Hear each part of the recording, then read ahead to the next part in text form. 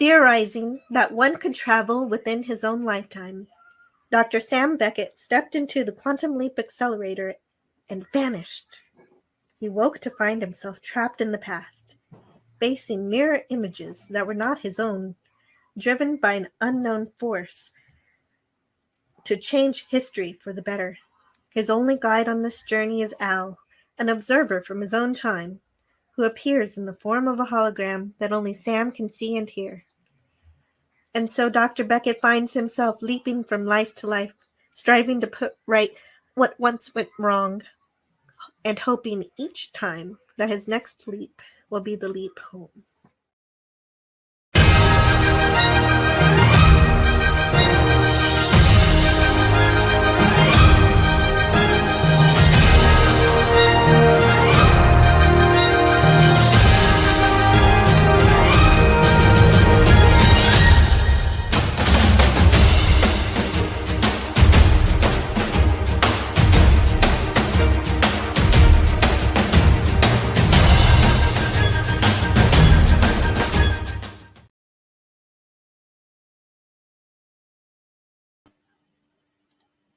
Don't forget to add people to the stream, Scott. The Fantasmagorium show is proudly presenting In the Loop, a quantum leap celebration. This week, Sam learns to ride a motorbike and schools some suckers in Taekwondo.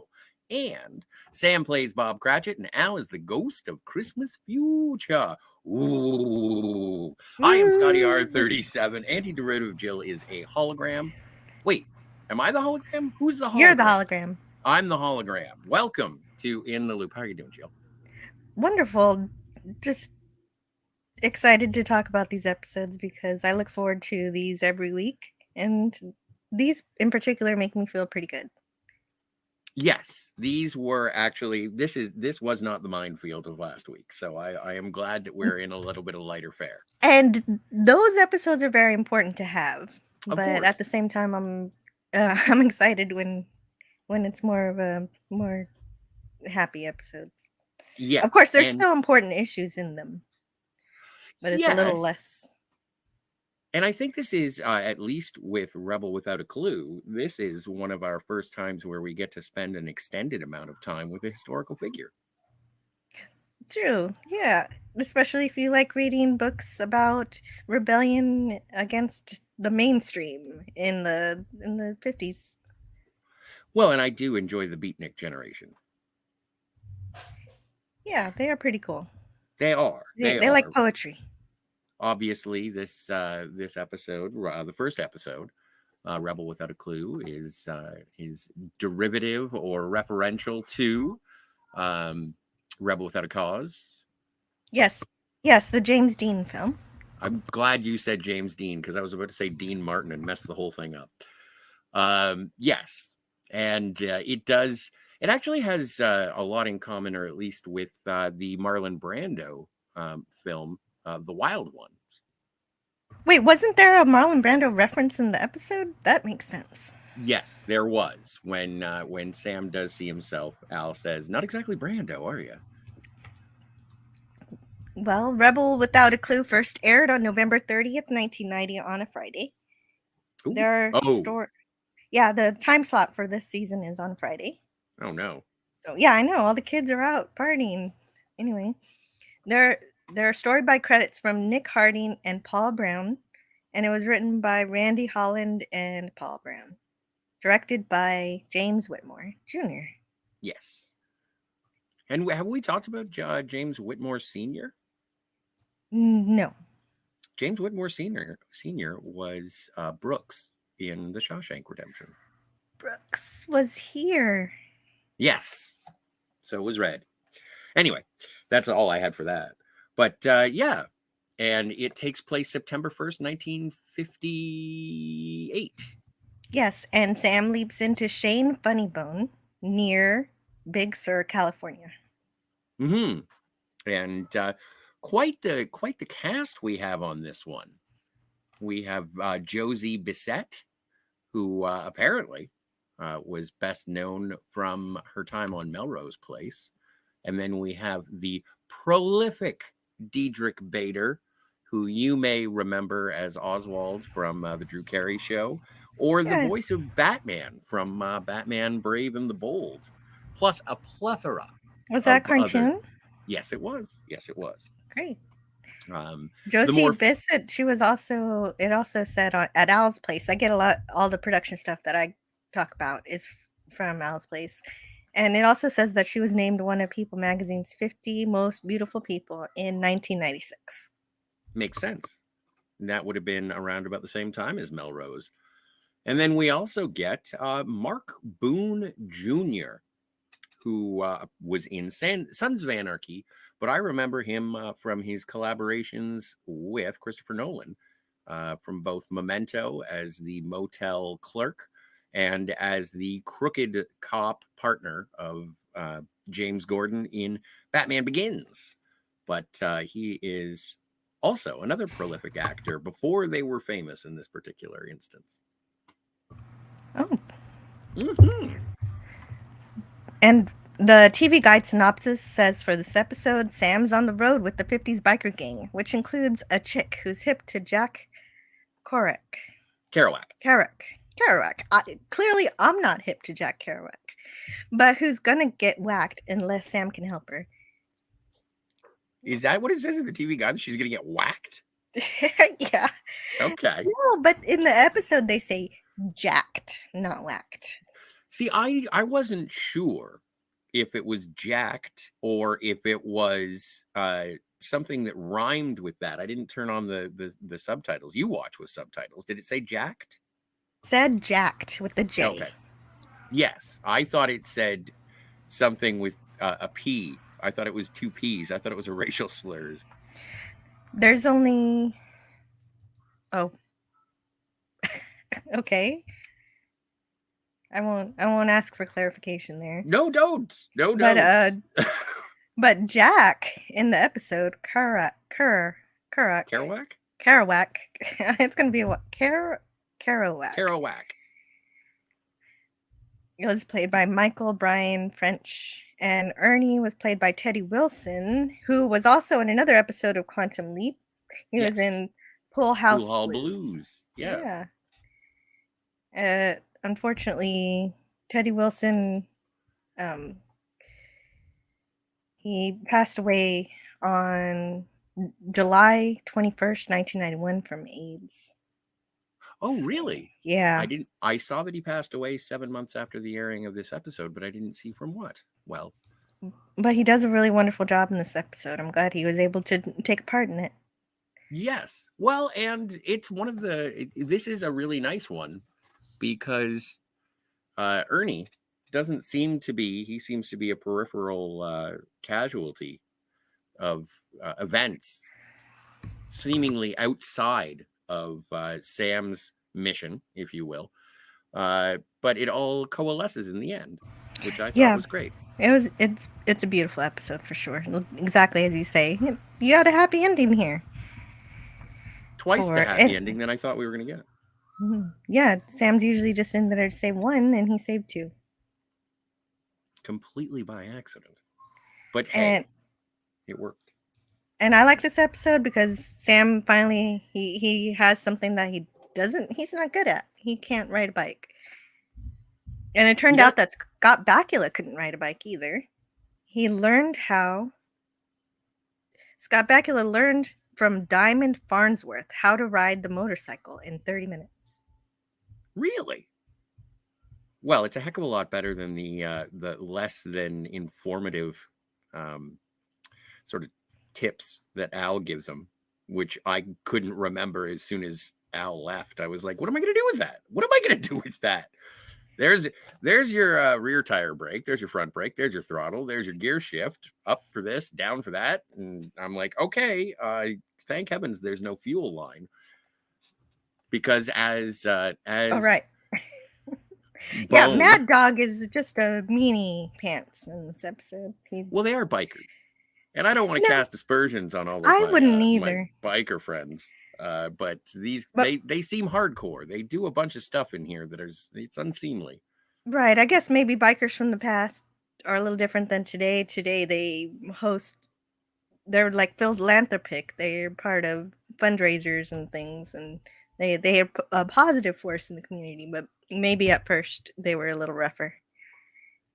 Well, the Hells Angels, of course, and these are the Cobras. And Mad Dog is all about the Switchblade. That's our mirror reveal. That is our mirror reveal of Bone. Not exactly Brando. That's the that's the reference that, and I didn't know why they made a reference to Brando here. I do want to say hello to Simone. Tonight's episodes are brought to you by Motorcycles and Ghosts. That's a great introduction. There's going to be a bit of Christmas too, and I'm a sucker for Christmas. So, Sci-Fi Nation is here. Hey, greetings, entities. We are. Jill, greetings, Sci-Fi. I am an entity put upon this earth for a brief moment, but an entity nonetheless, sure. To make right what once went wrong? Hopefully. And greetings to Hunter Becknell. Hello, everyone. Hey, Hunter. Hello, Hunter. Welcome to In the Loop. Nice to see new faces.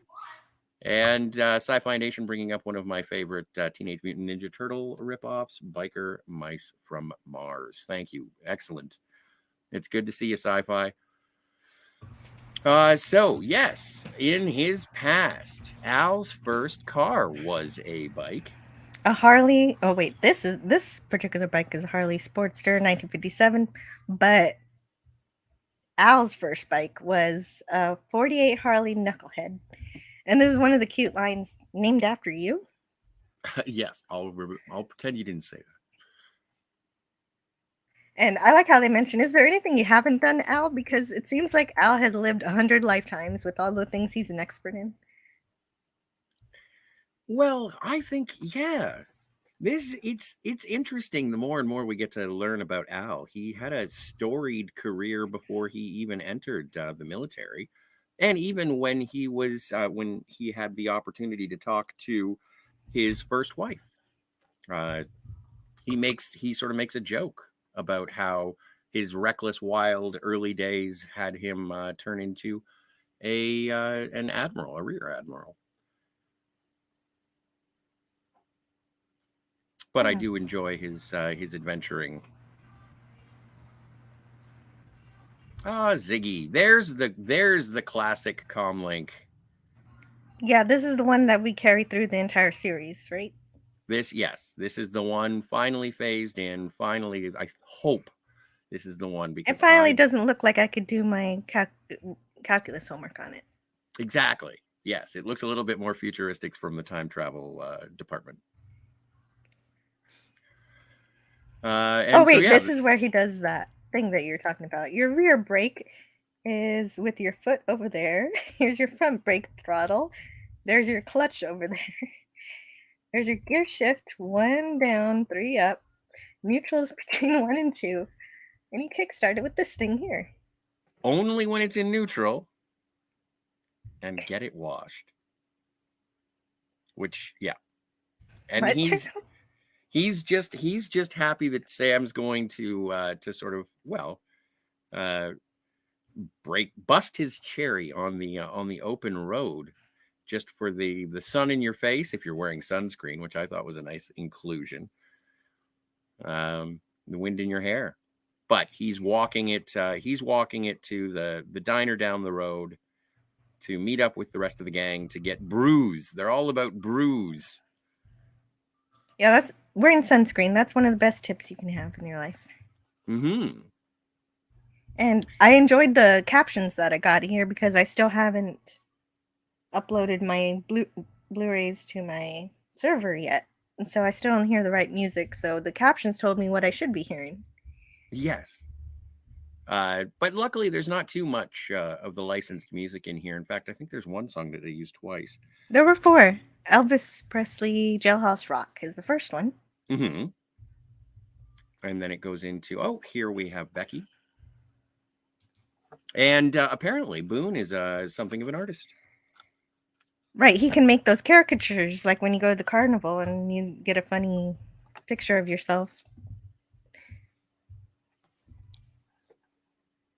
You know, you can learn a lot from those caricatures, and it looks like this young lady wants to be free. But Bone's the one who does it, not Boone, Bone. Oh, big shout out to Anonymous. Hello, Anonymous. Ciao, chums. Hello, Anonymous. But as Bone enters the diner, he is force fed half a pitcher of beer, which Sam's not much of a drinker. That's like something you'd see at a frat party. Mm-hmm. But they've basically taken over the diner, which is why it kind of reminds me of The Wild One, because that is somewhat the plot of a biker gang rolling into town, taking over a diner, and all the squares saying, no, we don't get a lot of squares. We only get Ernie. But this is Dylan, and Dylan and Becky are an item. And but Dylan doesn't really understand Becky. She's an aspiring writer using metaphor and flowery language. She is aspiring to be a writer. But Dylan Yes, doesn't and quite get it. she thinks that in order to be a great writer, she needs to go out and live life, and that's why she's taken up biking as a way to get on the road and learn about the world that she didn't know before.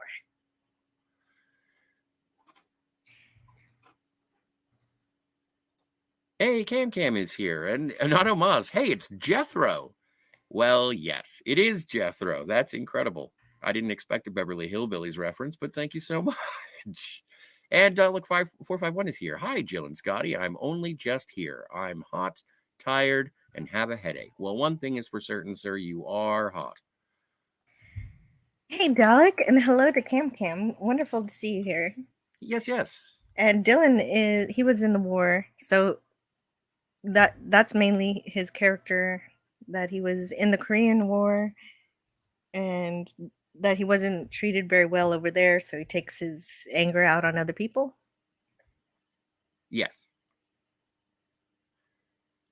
Yes.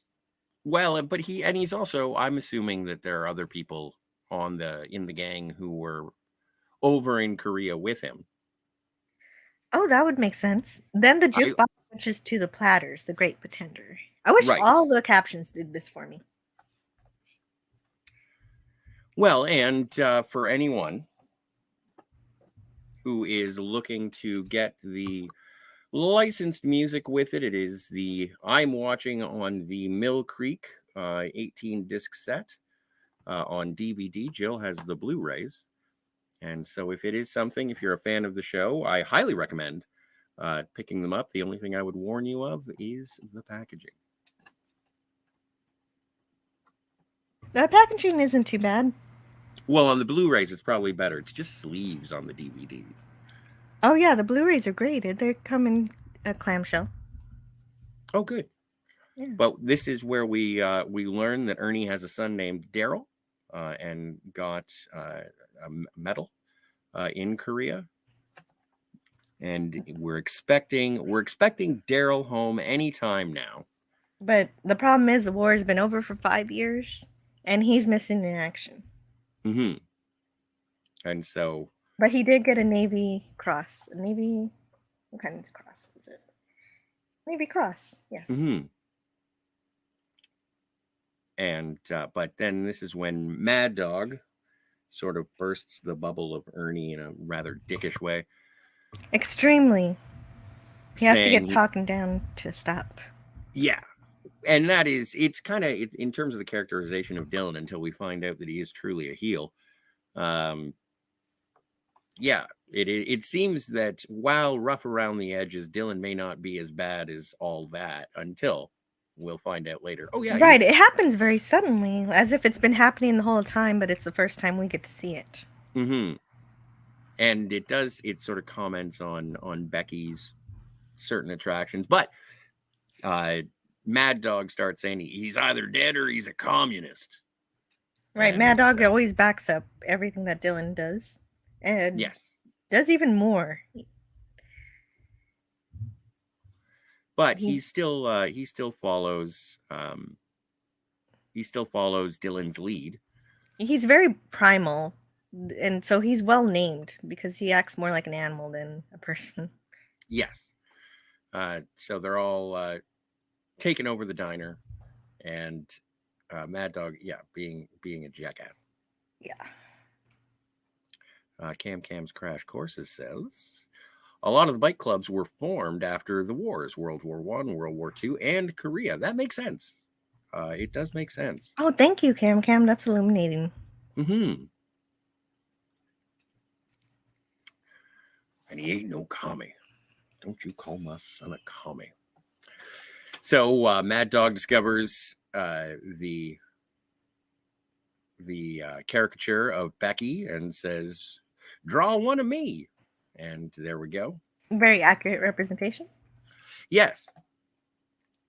I was surprised to see it. I was expecting Sam not to have any artistic talent, and I'm glad that he actually pulled something out. Yeah, I know. I was expecting a stick figure. So was I. I was just expecting a smiley face and some sort of question as to how exactly did you do that? And so, yep, in the middle of the diner fight, Al shows up and He just shows up to be comedic. He does. But he is so yes, almost getting in the shuffle. And tells Sam what he's here to do, which is to prevent a murder. And Sam is, oh no, not Becky. And yes, Becky. She's going to be stabbed to death in the next few hours. The next 24. And so the ruffians are calling for more beer, and I guess they're waiting on burgers too. Right. What? She stabbed 30 times, does it say? 30 times? Oh, 30. No. Oh, 30 miles. 30 miles. Thank you. All right. I thought it was much more gruesome, but I'm And glad I that it slipped never comes to pass. 30 times. It slipped. Remind me never to have you as my alibi. Great. But Ziggy says it's good. Well, yeah. Ziggy says, honestly, I was just doing a live stream with Joe. But yes, 30 miles from here, and Sam is distancing himself from the rest of the crew. They've been there for he's only been around for a week or a month. Is it a week? I think it's a week. And everybody's chowing down. Although it was one of the grossest things I think I've seen, and I'm a smoker. It was Dietrich Bader Dylan is smoking rather aggressively, and he takes a bite out of his burger, and the rest of the smoke escapes from him as he's taking a bite. It looked like a dragon eating. It was insane. Oh, did I catch that? I don't think I did. No, I didn't. I missed it. It was just in the motion of it, and I was just like, oh, man. I missed that. Hunter says Al is also there. Out, though. True. Al is also there to check out the girls. True story. Well, that makes sense. Becky steps and out, the bikes, the classic bikes. And the classic bikes. It's true.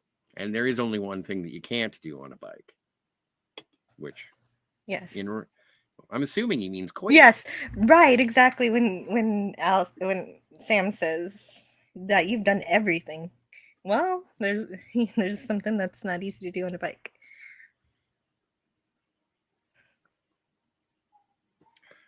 And so I'm assuming that Becky's mom killed herself. Yeah, she took the easy way out. That's what that means. Yeah, yes. She took the easy way out, and her father was... Or that, or she went to Mexico. I don't know. Is Mexico the easy way out?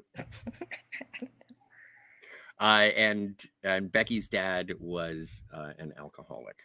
No, okay. She didn't run away because she says, my dad died too, so they're both dead. He just never sobered up long enough to realize it. I was curious if Becky's dad is still kicking, but just too drunk. But well, I took her face value at her word. I didn't think about the possibility that it was just a metaphor, like he's just dead because he's dead to the world. I wasn't sure. All I know is that because she's originally from Kansas and was picked up from the middle of nowhere. As she said, when Dylan came to rescue her and ride the roads, just like she wants to be on the road, just like Jack Kerouac. So Funny Bone, Sam is playing the part of Funny Bone, trying to be the jokester of the group. He's the gang clown, as Al let him know. Does he try? Does he try to be funny? Well, he does. I think he does because he's like, well, you got me, Marshall Dillon, and he's trying to make the jokes, and everyone seems to be accepting him as sort of if not, well, he's the new guy, and there are references to him.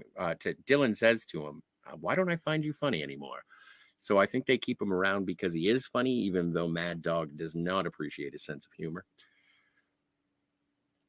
Also, Mad Dog doesn't like Bone or Sam because Sam nearly crashed into him when Sam leapt in. So I can understand a bit of the animosity, especially if you're, trying not to crash Trying into not to other die members. because Yeah.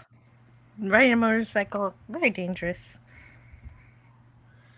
Well, if you don't know what you're doing, yeah. But Ernie, while they're repairing, and through the course of the conversation regarding Ernie's son Daryl, you find out that there is a motorcycle being restored and upkept by Ernie for his son when he returns from Korea. And so there's parts to be able to fix Sam's bike, and so they're fixing it up. And Ernie comments that you know what, you're not like them other boys. And Sam sort of says, well, I'm not. I'm just sort of fell into hanging out with them, and it's not necessarily something that is indicative of my character. Yes, and also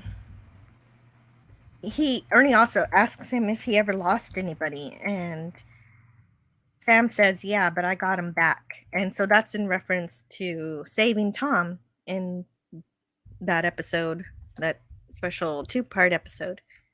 The leap where home. The leap home, yeah, where he did save Tom at the expense of the photographer. Mm-hmm. So that means this is some proof that he does remember things from other leaps. He doesn't reset every single time. Doesn't mean there isn't still some kind of Swiss cheese events happening. But and they do play sort of fast and loose with not fast and loose, but it is dependent on the leap what gets Swiss cheesed.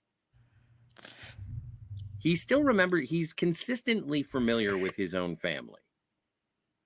And so, but when it comes to historical events, or when it comes to you never know what he's going to remember or not. Yeah. Like they're in, we'll talk about that when we get to the miracle, a little miracle next. But they've gone off to Korea, and everybody's tipsy, and they're hatching a scheme to steal Ernie's bike. Right, even though because they think it's classic. Yeah. What were you going to say? Even though,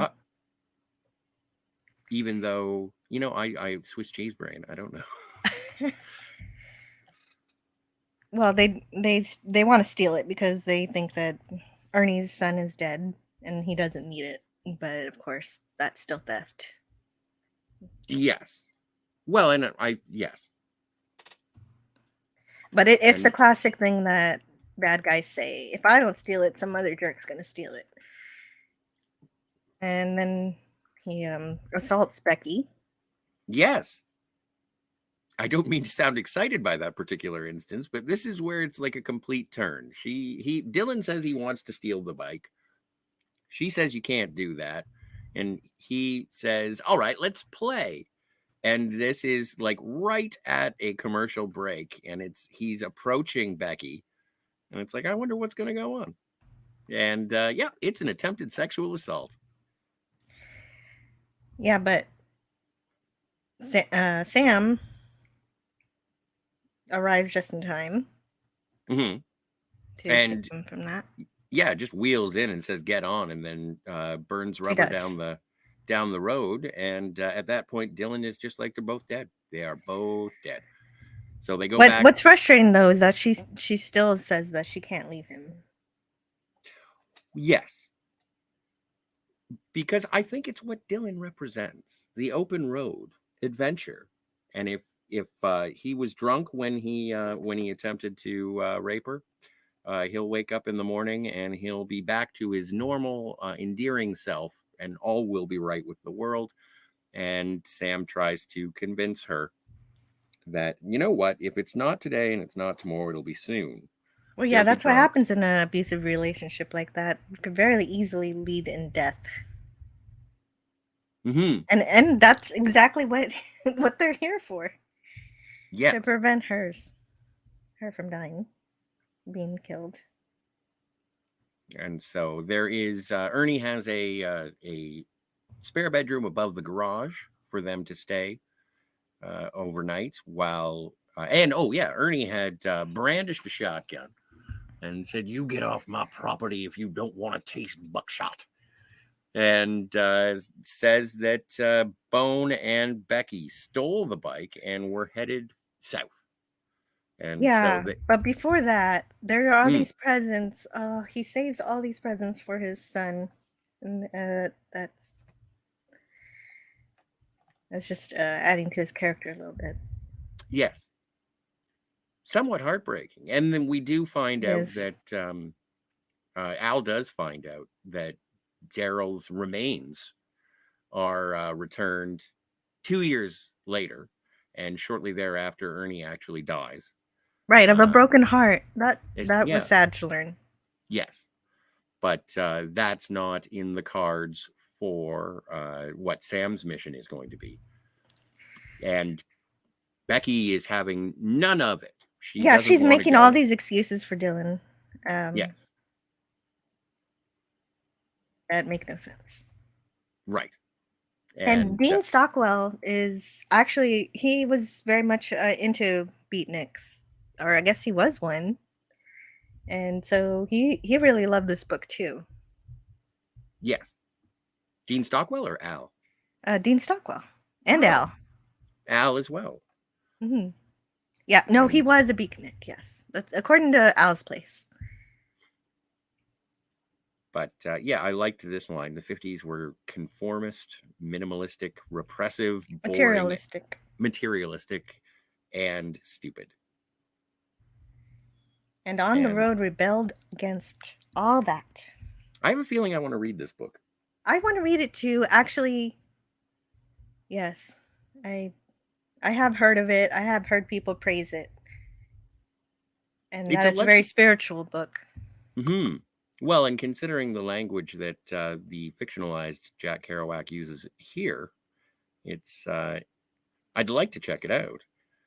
But yeah, apparently Al, on the long list of things that he has done in his life, he met Jack Kerouac once and said that he was sad, he was drunk, and he was charismatic as all get out. Yes, he was at a party in which he was at. And he's just 10 miles away. Yeah, he's just around the corner, just down the road, if you will. How lucky is that happenstance? It is. Well, this is a weird one because there's a side quest here to go and find the only person who would be able to convince Becky that that staying on the road may not be the best thing in the world, and Kerouac is not having any of it because he believes in everything that Becky believes in. Speaking out for life. Because she read his book and internalized it into her every waking moment. Absolutely, yeah. And there's some fun dialogue here. I just watched the episode. I enjoy people when they speak this way sometimes. It's romantic.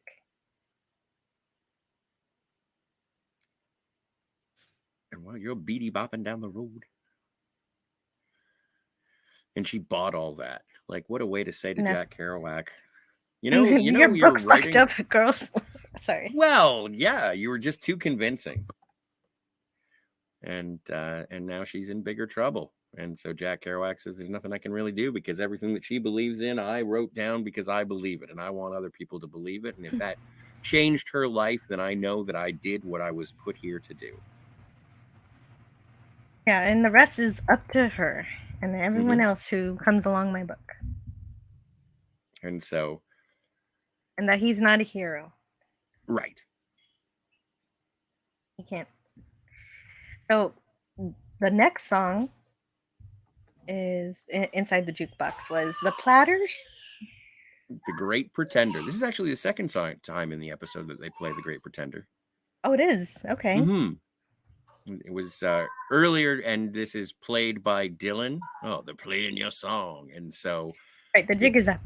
The jig is up. The gang, the Cobras, came back to Ernie's Diner, and they're there to ambush and steal the motorcycle and take Becky back. And it looks like they're going to bust up Bone, Sam. And he's trying to joke his way out of it, kind of a bone-headed thing to do. Ha, ha, ha. And Dylan's like, I don't understand why I don't think you're so funny anymore. And so Dylan starts busting up all the place. And Ernie offers, take everything in the cash register and just get out. Go. Get out. And there's only one thing and that they really want, and it is the motorbike. And so that's Daryl's bike, and so Ernie's trying to get it back. It's Daryl's bike. Get off of that bike, piece of crap. Well, and it's funny because he says it's not funny, but he says that's my son's bike, and it's like, so what did you say, old man? And then I was really upset at this part. So was I, because it looked like that's the last connection that Ernie had to Daryl, really. Even though he doesn't know that yet, he's keeping it. He's keeping it for his son, who's going to be coming home. Maybe not the way that he thought, but he's coming home. Oh, the TV has gotten very loud. I'm going to go take care of that. I'll be right back. No, that's great, for sure. Cam's Crash Courses says the finale scene of MASH is BJ Honeycutt taking off on a bike. And that, again, that makes sense for the people who are coming back from the wars with motorcycles being courier rides, I assume. Everything I learned about military history, I learned from television and movies. So if I'm off the beaten trail, I do apologize. But yeah, that is with BJ on the bike. Hunter says he remembers Abigail Fuller. I'll take your word. Dalek451 says, did you know that Richard Hammond once rode a Vincent Black Shadow for a race in an old episode of Top Gear? I didn't know that.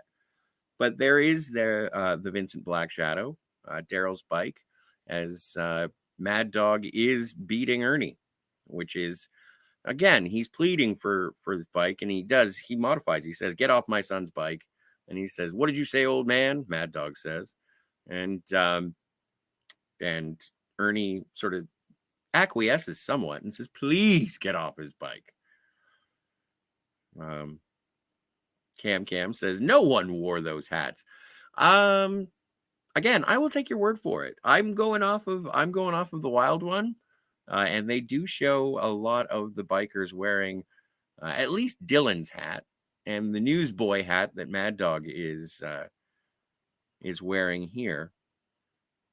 Looks like it. Although the aviator helmet here with the goggles, that seems like something that is somewhat stylized and fictional. But Mad Dog does say, "Hey, we're gonna fight," and so yeah, they are. And so Mad Dog pulls out his switchblade, and Sam pulls a spin kick on him, and so knocks him down. But Dylan's impressed. Of course, Sam's taekwondo is superior to Dylan's little switchblade. Yes, absolutely. LDG is here. Howdy, LDG. Good to see you. Hi, LDG. And Dalek says that special bike is one of the few things I remember about this episode. Well, I'm gonna have to check out the Hammond episode where he rides the bike in a race. That sounds cool, man. So Dylan knows his taekwondo, and he goes to have a a fight, and there you go. He whips some sand in Sam's face, but Al is there to sort of give him the heads up on how Well, the the only fight reason goes. Dylan makes any kind of headway is because Becky is telling Sam not to fight back. And so Right. he doesn't for a little while. And then Well, Al and tells him to just get it over with. yes, well, because Sam is better at the fights than Dylan. Definitely. But also it does come off as a little sinister as well.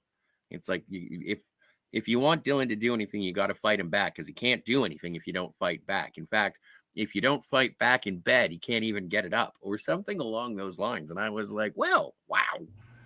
I typically like Diedrich Bader, but in this particular instance, what an asshole. A sadist and a masochist. Yeah. And so Apparently.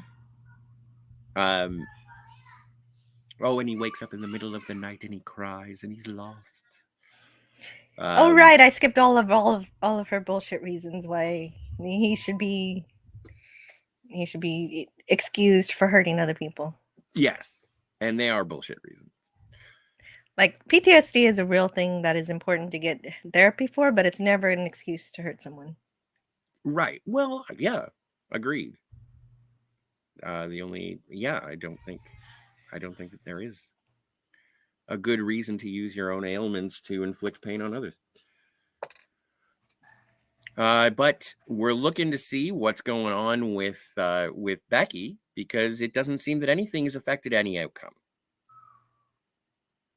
Becky is still, like, Mad Dog is in the hospital for 3 weeks, and then he got out, and then he hooked up with his buddy Dylan again in prison. Well, that's okay. But the problem is that Becky doesn't get murdered, but she disappears. Yes.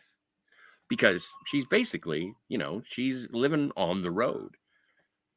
And in this case, without the gang, she's going off on her own by herself. And so it makes sense that something happens.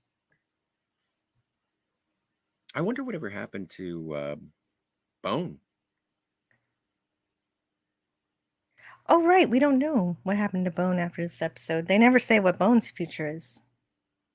They typically do sometimes mention the Leapy's future. Mm-hmm. And it would make sense that Becky would run off with Bone in this particular instance, because he would be on the road and she would be with him. But I guess they have a falling out. There was no romance there. No, but there was just friendship. Although the caricature did sort of indicate some sort of affection coming from Bone. Yeah, there was a friendly there. That's the friendship. Okay, I can draw you, and he's just being funny. So he if there was any kind of attraction, it was because he was funny. But Sam's leapt into him, so that part of his attributes were absent. Well, and thank heavens, it's not another one of the instances where Al is sort of chastising Sam for saying, "You're falling in love with her, aren't you? You're falling in love with her." Right. It's good not to have that in every episode. True. And so trying to convince Becky, because Ernie offers Becky a job and says, that room that I got over my garage that we just spent, an act of this television show in, you can stay there and you can work here and everything will be, you'll be able to have a life. And Becky's like, no, if I'm going to be a writer, I have to go and travel the world. I got to go live life if I want to write my stories. Right. And in some ways, she's kind of correct. That's the reason why Gene Roddenberry became a police officer, because he wanted to live life before he became a writer. And it seemed to work out. Absolutely. And it's interesting that you bring that up. And it's interesting in regards to this as well, what ultimately becomes of Becky. Oh, there's Jack Kerouac. But there's a movie called Orange County. Not necessarily one of the most popular films of all time. I think it's got a Hanks boy and Jack Black in it. Chevy Chase is in it for a little bit. And so's John Lithgow. You had me at Jack Black, and you kept me even further with John Lithgow. And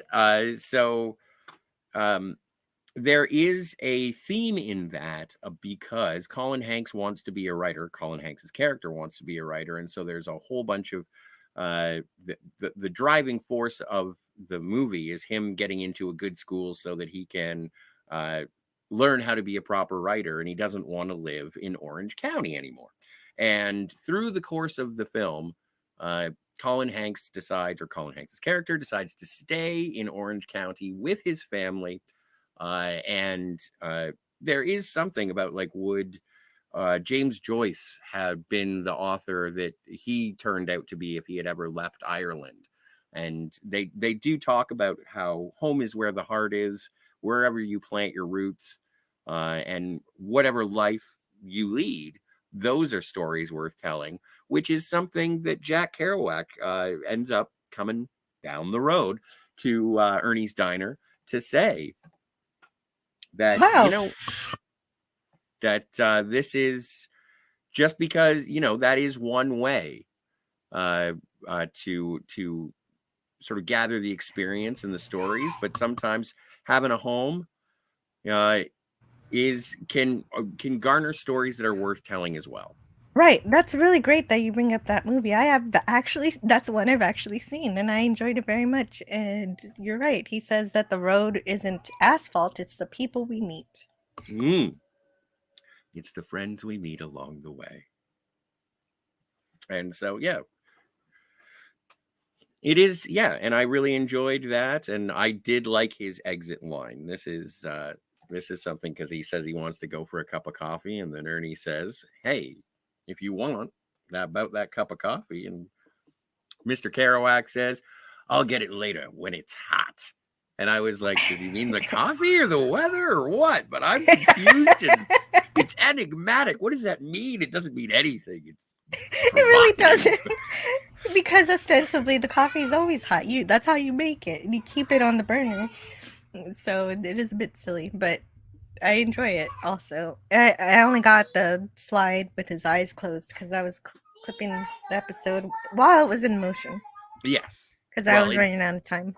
Well, how did you find Michael Bryan French as Jack Kerouac? I enjoyed him. Yeah, I thought he was good. He wasn't over the top. He wasn't trying to be any sort of mythical character. He was I thought he was very believable as a beatnik poet. I wanted to see more of him. I enjoyed his performance. Yes. He's a good poet. I definitely believed too. Just have to write down Jack Kerouac. I should probably read the book. Right. Get your reading list going. I do need a reading list, and I should learn to read. Have you signed up for Goodreads? Because I will. That's a good way to have a concise reading list. I'm going to visit a library. You should. How old-fashioned. That definitely. I do enjoy the library. I do too. Well, they have the computers there also. You don't need to know your Dewey Decimal System anymore. Well, what am I going to do with all that information about the Dewey Decimal System? So many things I've learned that are useless now. Oh yeah, no, I was. They still had the little cards when I was a kid. Oh yeah, I remember going to the card file to try and find my favorite. Luckily, there was a science fiction section, so it wasn't that difficult. I just looked for the Star Trek novels, but yeah, that's us reminiscing about the Dewey Decimal System. Oh well, it's original. The librarian was my original Google, and I'll never forget that. Do you remember your first librarian? No. Swiss cheese. But Swiss cheese. But I appreciated her information. She told me to read The Lion, Witch, and the Wardrobe. She recommended books to me, and I should remember her name. Sorry. No, that's fine. That's fine. I don't recall I remember my high school librarian, but anyway, that's us reminiscing about libraries. So it is. Dude, I could talk about books, but yeah, let's finish this. No. We'll take a break in the middle, and we'll discuss everything that we love on paper. And so after Jack leaves, Sam convinces Becky to stay. She agrees to be Ernie's waitress, and based on this information, Becky does turn out to be a very successful author. She has a place in Carmel, overlooking the ocean, which is something that she was admiring earlier because she originally landlocked in Kansas. And Ernie does not die of a broken heart after discovering the fate of Daryl, which probably is an indication that Becky and Ernie had a long-lasting friendship that helped Ernie through the devastating news of the loss of his son. Yeah, it was beautiful. And It was. and it was a lovely ending. Bad guys defeated. Becky has a fruitful life. Ernie gets to live to a ripe old age. I still don't know what year it is. It's in the 2000s. But, and then Anonymous says he gave him the Miyagi-Do karate. Yes, true story, Anonymous. And it's been becoming more and more sort of whenever there's a fight scene, it seems that that's Sam's go-to. And I guess if it works, it works. But he is absolutely just, he unleashes the spin kick. But we are getting to that part of the season. This is episode 9 of season 3. Oh, my stars. And we are getting the rerun season. Yeah, they're reruns. They're taking breaks between weeks and Yes. having rerun leaps. That's why I didn't really show the end of this one, that leap, because it's an old episode. Yeah, from Her Charm. There you go. And as you mentioned, this episode aired on November 30th. And the next episode was, 3 weeks later on December 21st. Christmas time. Christmas time. We have a Christmas episode. And I do appreciate this because while it is not July, Al is in July while Sam is in December, the night before Christmas, and all through the imaging chamber. Not a creature was stirring. Yes, but it is June, so you do need to get ready for Christmas in July, in which you do not have to buy any presents. You have to explain Christmas in July to me because I'm aware of the I'm aware of the concept. I just don't know exactly what Christmas in July is. I don't know what it is either. For me, I always just thought it was a joke. It's just something we say. All right. Well, let me hang on a second. If we've got a question, the question has been asked. Let's see. I'm wondering if it's just like a sale that places have. Possibly. Christmas I don't know the origin of Christmas in July. I just know of it. So please illuminate, educate. Christmas in July is usually recognized as July 25th, but also sometimes celebrated on July 12th. And the Hallmark Channel and its companion outlets, there are, what are the origins of this?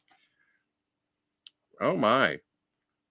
Werther, an 1892 French opera with libretto by Eduardo Blau, Paul Millier, and Georges Hartmann, had an English translation. Okay, this is a real thing with a lot of backstory. So yeah, Christmas in July is a thing. We should get ready for it and at least find out what exactly it is. But okay. It's just a holiday for the Hallmark Channel. Okay, that makes sense. Yes. I do not watch the Hallmark Channel. That's why I didn't know. Oh, I celebrate the Hallmark Channel's entire catalog. It's basically the same movie over and over again. No, I know, it's comforting. Okay. So Sam leaps in. I was not expecting this to be the back of a gentleman's knees. But this is Sam kneeling in front of a naked man with very large underwears. And apparently his underwears need to be talced before having them put on. So this is certainly an oh boy moment. Yeah, that's just weird that people live like this. Well, I don't know. There's something strange about, I would say, between the 1950s and the mid 1960s, where there is a comfort, or a familiarity there is no sort of gay panic. At least Wasn't it even doesn't thinking seem of like that. it. It's just like, why do you need help with your underwear? What's Because he's the so matter rich. with you? He's so rich. He is so rich that he has someone assist him dress. But I thought the thing that rich people would always say is that I put my pants on one leg at a time, like everyone else. Well, apparently he can't even put his underpants on. So, Well, he way doesn't to- have to. He doesn't do anything in this episode that he doesn't have to.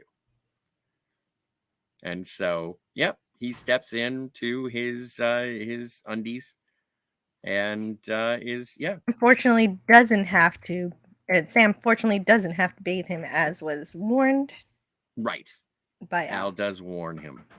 But yes, this episode is a little miracle. It made me so happy to hear the Christmas music. I am a big fan of Christmas music myself.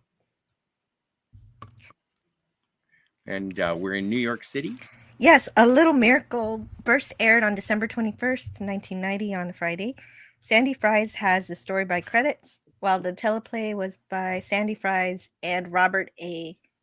Wolsterstorff. And it was directed by Michael Watkins.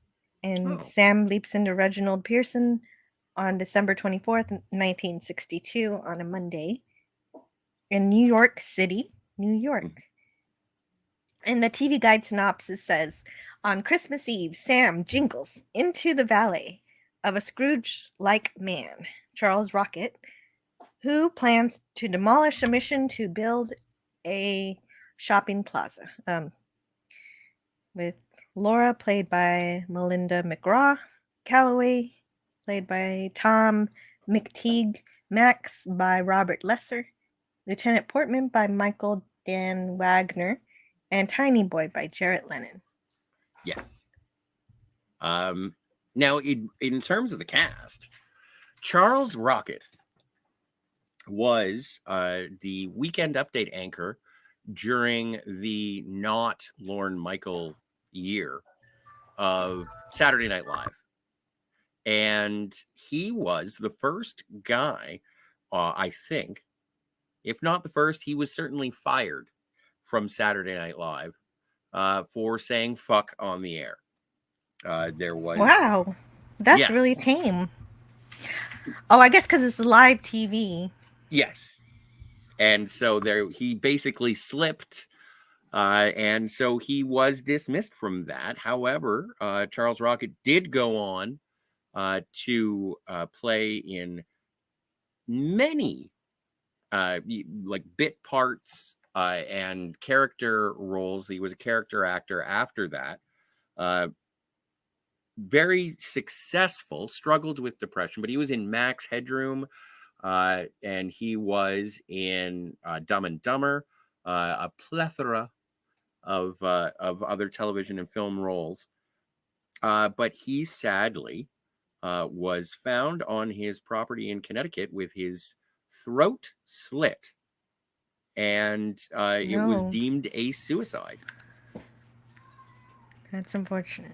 It is very unfortunate. Oh, Charles Rocket. He's the one who plays the Scrooge-like character. Yes, he plays Michael Blake. He is, and I always enjoyed him. He usually played sort of a slimy character, but I did enjoy.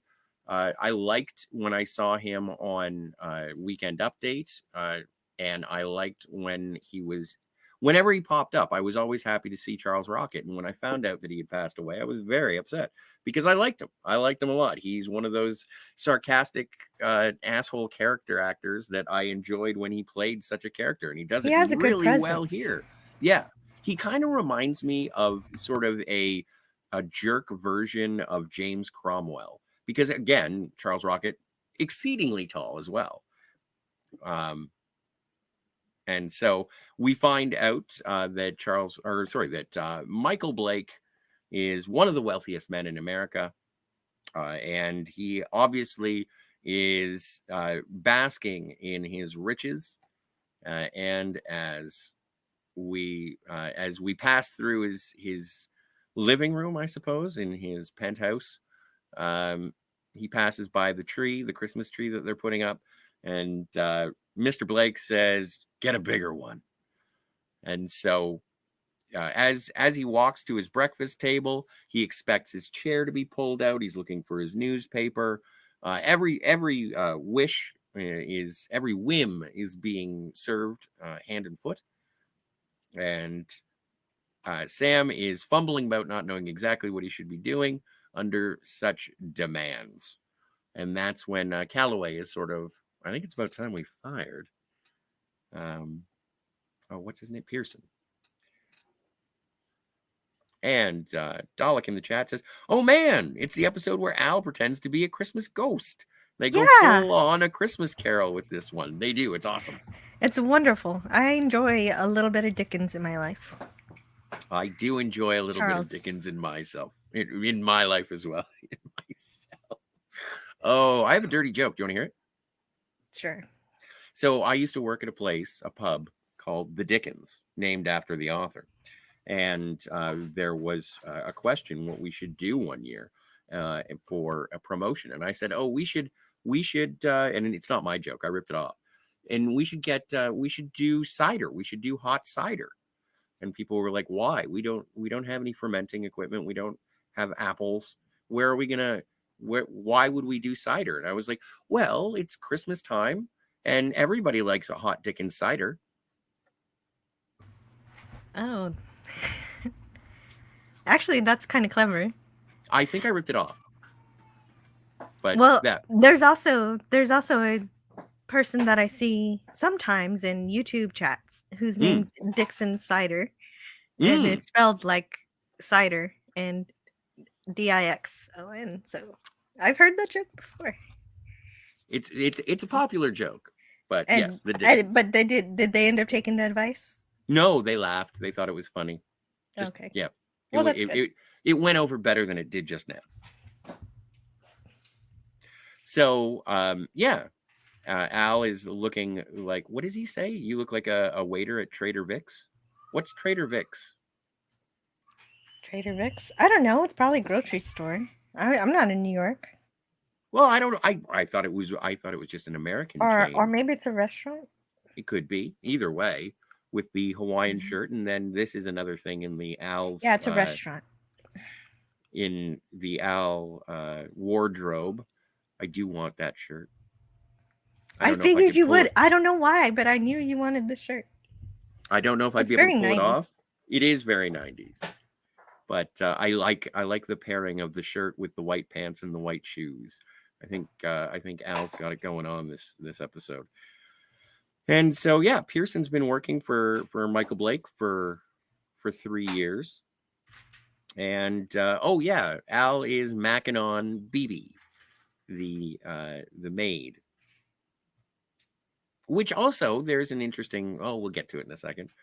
But yes, Khrushchev is visiting Disneyland, and Mr. Blake is, well, you might as well just walk him into the Pentagon and let him look through the files. And Sam gives a little bit of a future history lesson in regards to what would have been an alliance, or at least amicable relations between the United States and Russia at the time. And there was for a while. Things have gone backwards on that a little bit, but I'm hoping that it can go back to that pretty soon. We'll find out. We'll find out. Things don't look so good, but I don't know. I've been preoccupied with submarines and Titanics. So. Oh right. Well, the submarine thing was unfortunate. It was. And so there's no mention of that submarine in this episode. But. No.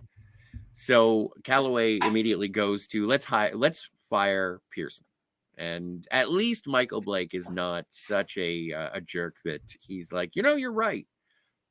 He is like, so you think we should terminate him? That's your answer. Thanks, Calloway. Well, maybe he's just calculating enough to think that he was an all right employee for 3 years. He's just having a bad day, maybe. Well, and also maybe the spirit of Christmas is somewhat taking Blake because, well, no, right. No, not yet. Like he's not completely cold, right?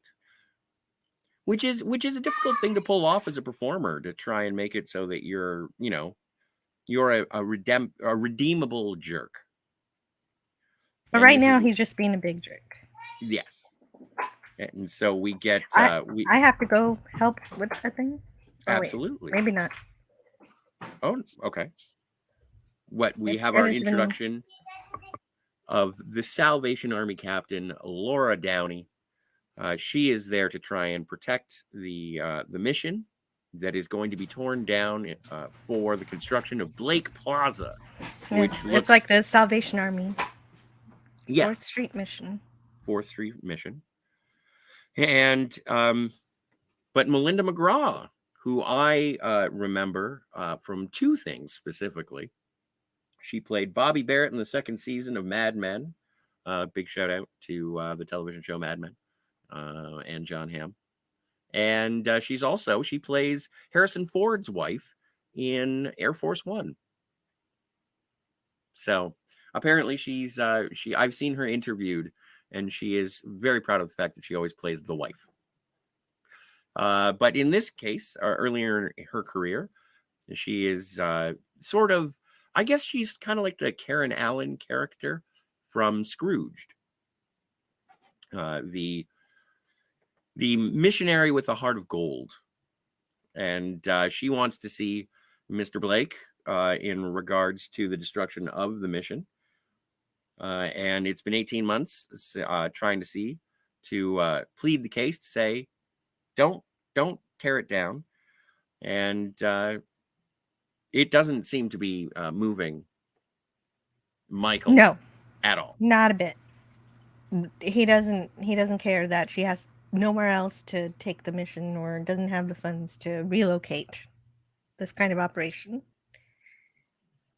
And the only reason that she was able to get in to see Mr. Blake is because she has a full band playing Bringing in the Sheaves, which I only remember Rod and Todd Flanders singing from The Simpsons, but apparently it is a Christmas carol. Not one of my favorite, because I don't know. Oh, I didn't realize that was a Christmas carol. I just thought, hey, they're playing a bunch of music to get attention. That's pretty smart. Because this guy wasn't taking any other kind of avenue of communication. Agreed.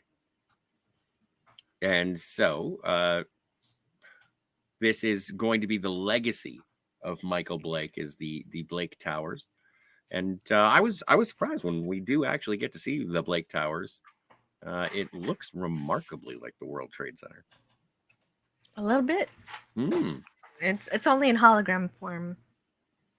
But we do find out that Michael Blake, he garnered his fortune by buying mom and pop businesses, automating them and selling them to bigger corporations. And what does he say? He's put more people out of business than, what did Al say? He's put a lot of people out of work. And so Al is Sure, I'll get there in a minute.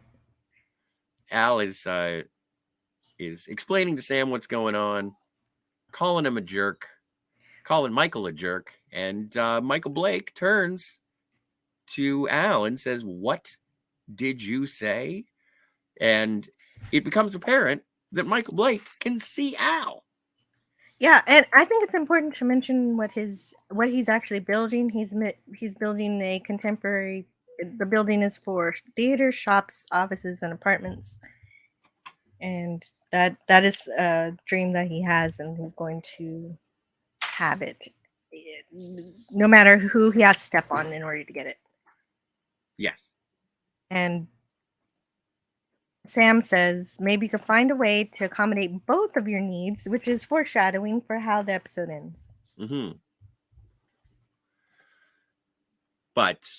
And I appreciate that Sam is really fulfilling the role of the subservient valet. Oh, and it looks like Cam is taken off.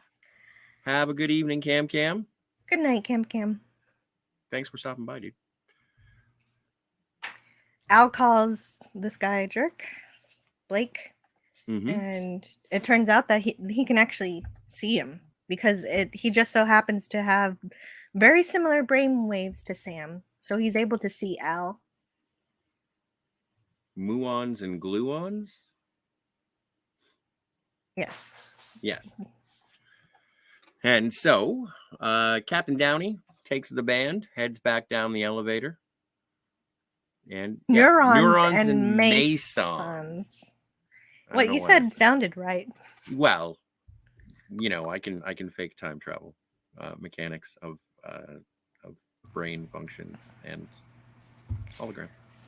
And maybe that's just because I don't know what a meson is. Mesons are, in particle physics, mesons are a type of hadronic subatomic particle. It has quarks and antiquarks. Okay. That's why I don't know what that is. I still need to take quantum physics.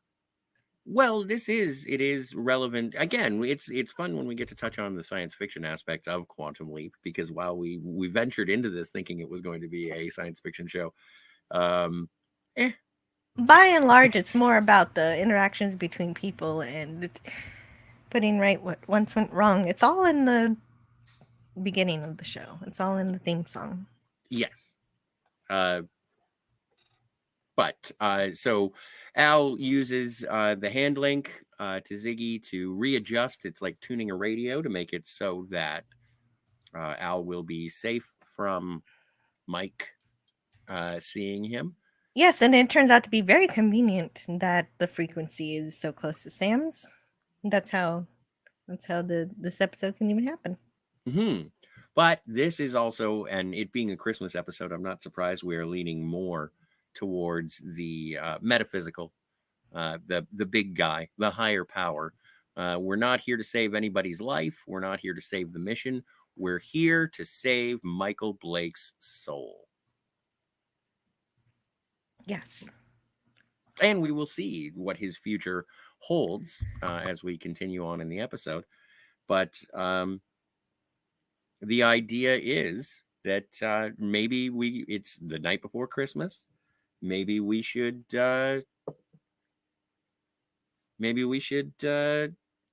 Christmas carol it. And that is the wandering. I mean, if he even has one as a soul, but it is we are going to try and teach him the value of the life that he has and how to be a better person, how to better manage his wealth for the advantages of others. Precisely. Which is nice. It's a nice Christmas story. But Mr. Blake has Pearson going through his suits to get rid of the old ones. And Sam's even like, how do I know what? And Mike is Yeah. Like, I keep calling him Mike. I should call him Mr. Blake. He wouldn't like it if I called him Mike. Mr. Blake is Mike. like, I don't care. All right. Mr. Blake says, use your judgment. That's why I pay you. And so. But Al has better judgment, so Sam consults the right person. Because Absolutely. Sam doesn't know anything about clothes. Right. Not as much as Al, anyway. As a fashionista here. I guess we have seen Sam in his own clothes before. Yeah. When he leaped home. But while going through the closet, we discover a box of pictures of Michael Blake's past, and he was originally Michael Blakowski, and that's why we don't have any earlier life.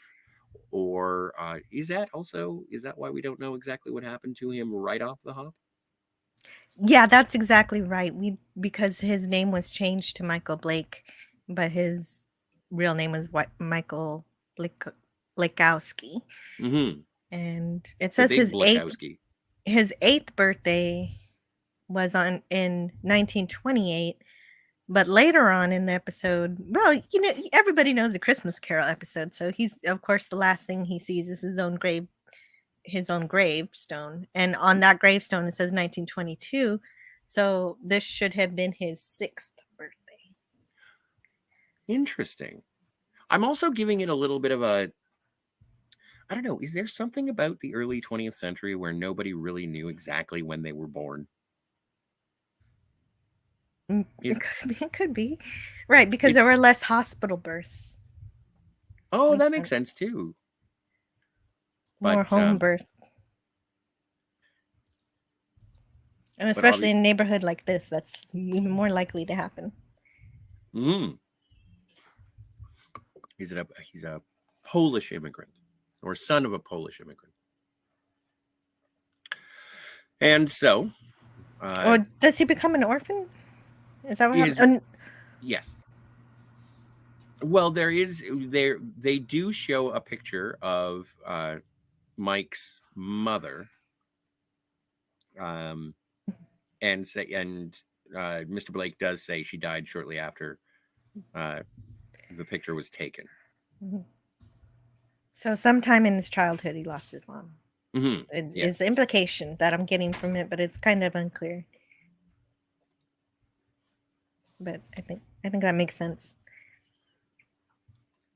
And so, And I guess he's just trying to show up how far he's come along from that background. well, and he does boast about his riches as well. Yes. But it seems he tries to throw away his past and where he came from. Yes. Well, and he doesn't have anybody who's who like close friends. He has no family. And this is where, yeah. He left them all behind. Yeah. And he's about to make their lives even worse. Yes. that is exactly what's wrong, and that has to be made right. And yeah, he's the Scrooge. He's the Scrooge for our little Christmas story. And so Sam says, well, if Mr. Blake, if Michael is Scrooge, then let's give him a Christmas Carol. And this is where Sam doesn't recall Charles Dickens, but Al jogs his memory and then says, we just have to teach him that there's more important things in life, right? Yeah, make him change his ways. Make him change his ways. And yes, so BB enters, and we have the talking to himself, and Al figures that he's going to follow BB. And so Pearson, or Sam, heads down to the mission. What does he do here again? He's talking to Captain Downey. In regards to the mission, we have to stop Mr. Blake from doing so. And he says that he's on his way to go. He's on his way to a meeting on Christmas Eve to go and find out about the automation of a bakery. And he says, it wasn't luck. It was hard work that got that bakery automated. Luck had nothing to do with it. And so he takes the elevator down, heads into his limo, and calls to his driver, George, and says, what are all these suits doing back here? And he rolls down the window in the limousine. And this is something that I just thought was anachronistic. Is it has an electric partition between the driver. Oh, you don't think that this would have existed in the time that this episode was set? No, I don't think it would have. Let me take a look and see when electric windows were introduced to cars. Well, this episode is set in 1962. Right, because we don't see him roll the windows up and down. Even when I was a kid, there were plenty of cars around where you had to manually roll things up and down. Oh. They were introduced in sedans in 1954. Oh, but maybe it just wasn't widespread, and since this is a super fancy car, it gets to have it. Absolutely. So that's interesting. So I was incorrect. Excellent. I love it when that happens. So, what? Well, yes. We learned something. I know. Learning things is important, and this is part of the reason why we take these trips down the leaps of the past. And so, to sort of jog Mike's memory, Sam Christmas past. Yes, to take him down the path of Christmas past. He leaves the pictures in the back seat,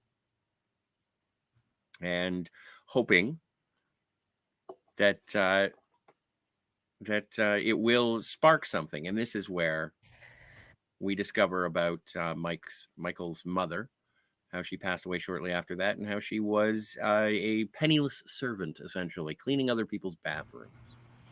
And you would think he would be proud of his mother for stepping up when his father, what happened to his dad? I don't know. They don't say what happened to his dad, but she was a single mother and she had to.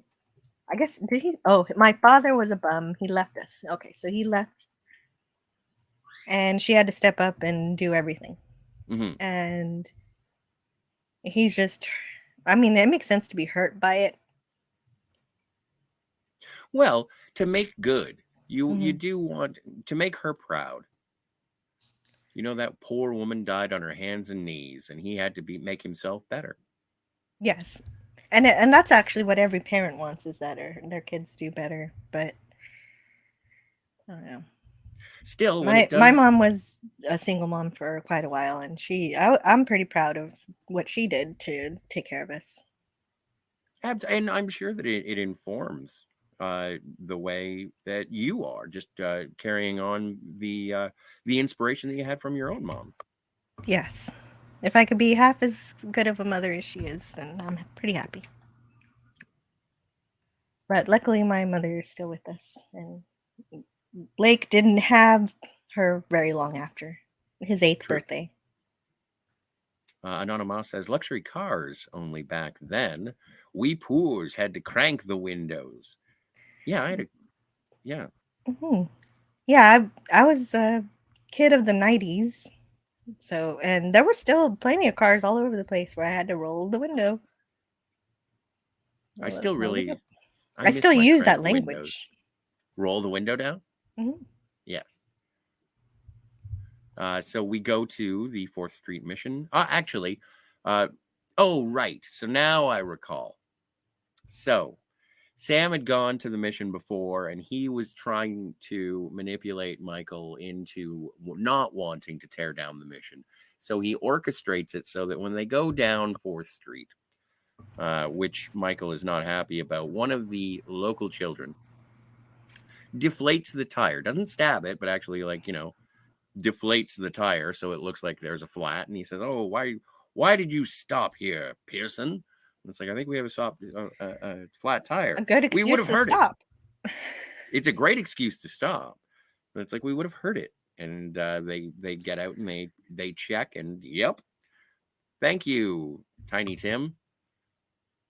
Oh wait, he's not Tiny Tim. There's another Tiny Tim later. He's his bigger brother. That's yes. That would And be the so Artful Dodger. it definitely seems as if he hasn't been here since his childhood, because all the memories come flooding back to him pretty quickly. All Yes. his memories of the past. And yeah, and the sound design in this is really good as well, because it's like they're focusing on the gate and the hitting of the bars of the gate, and the sound of a fire oh, I want to call it a fire plug. What do you call it? Hydrant. Oh, the Uh fire hydrant, yeah. yeah, the sound of that, and And the the sound of stick his ball. mother Mhm. and And his all of friends. yeah. Mickey Blakowski, you're such a liar. And it triggering the memories of Christmas past. And then Captain Downey shows up and says, do you know who those boys? Now, this was I was confused with. Are they all just playing along and thinking That's that that's a potential. She does deny having seen the children. mm-hmm. Captain Downey does not admit that she's seen children. So I don't know if it was just a way to get him to get even deeper into his past, thinking that he manifested the children in his brain, or whether Mm-hmm. they were really there. I don't know. Either way, the children run past and he says, do you know those boys?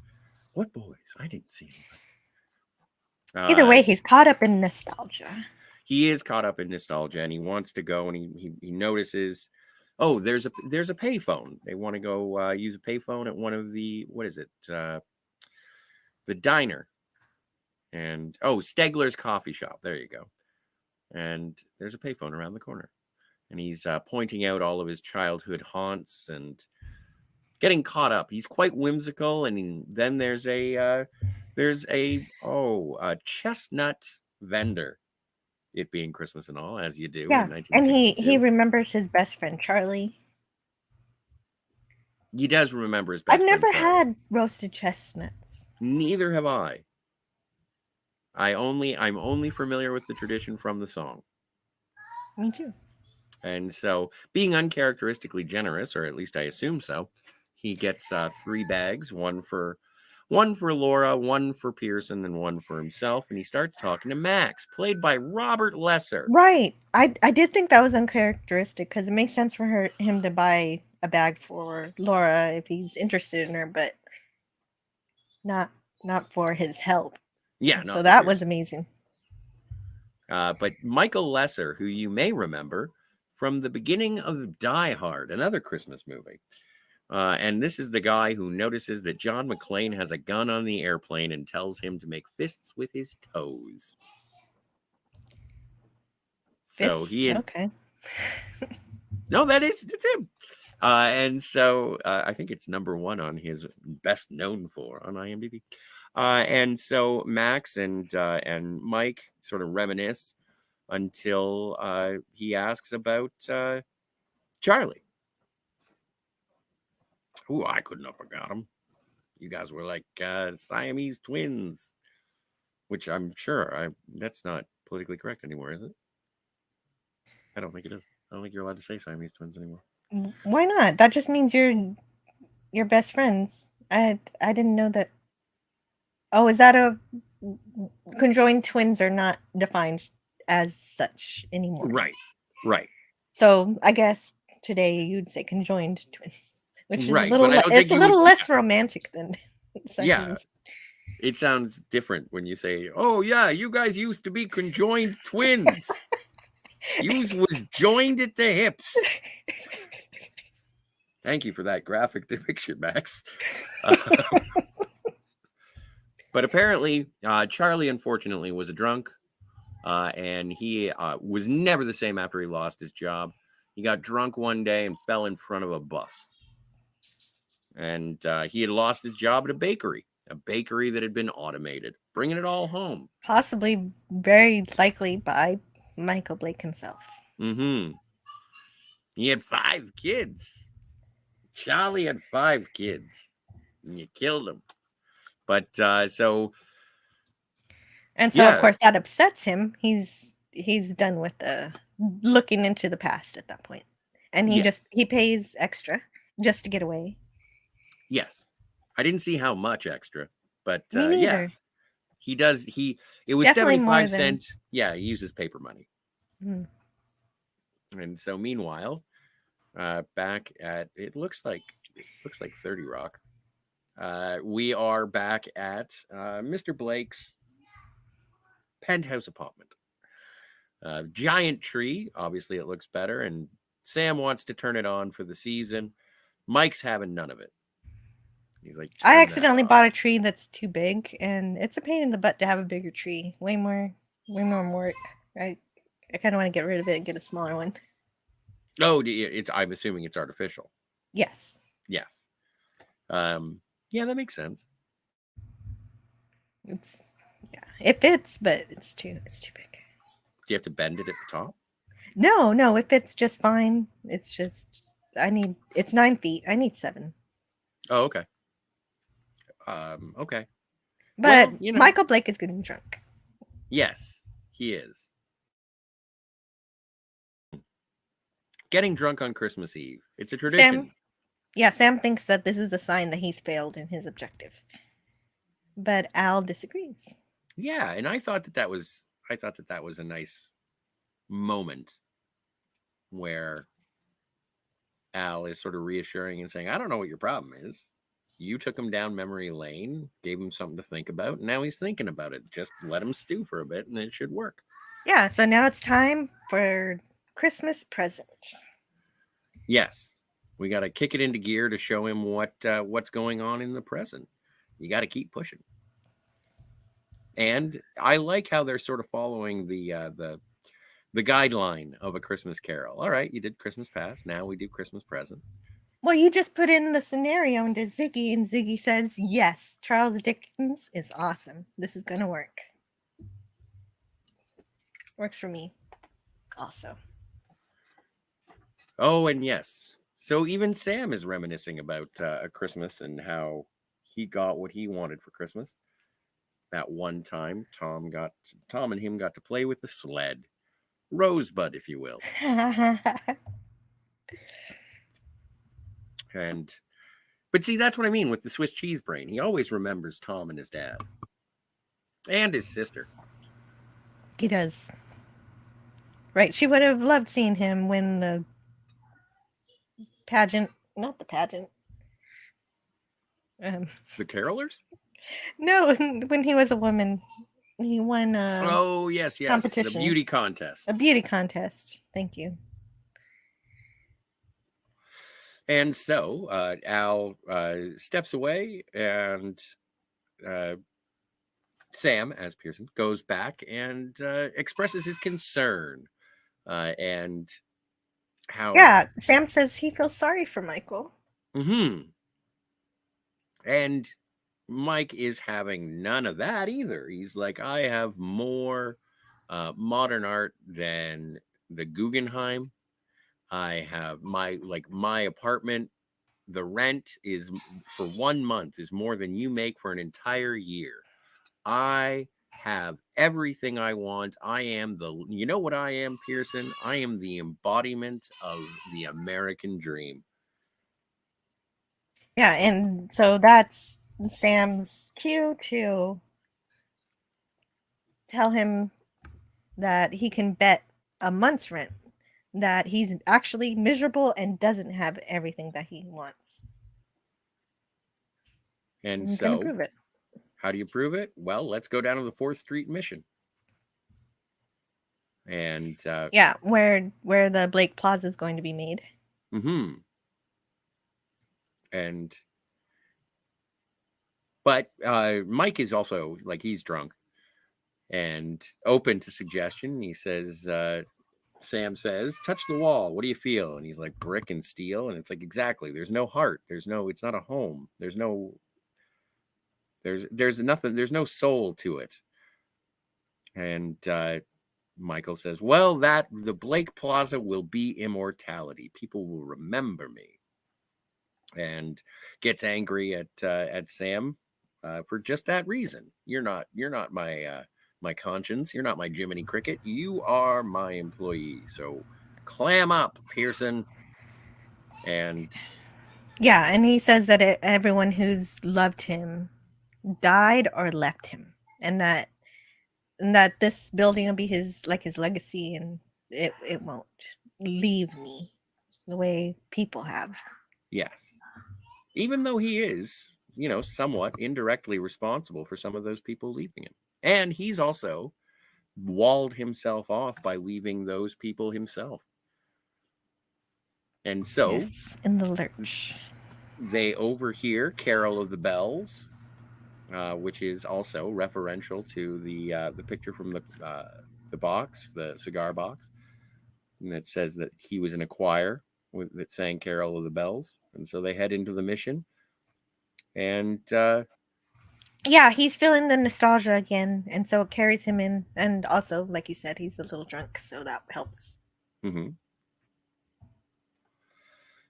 Oddly enough, though, wasn't it the last? No, it wasn't the last time. This time is when he blows up at Laura. But first, he's cajoled into joining the choir, the caroling. Yes, is loud enough to be heard from the street.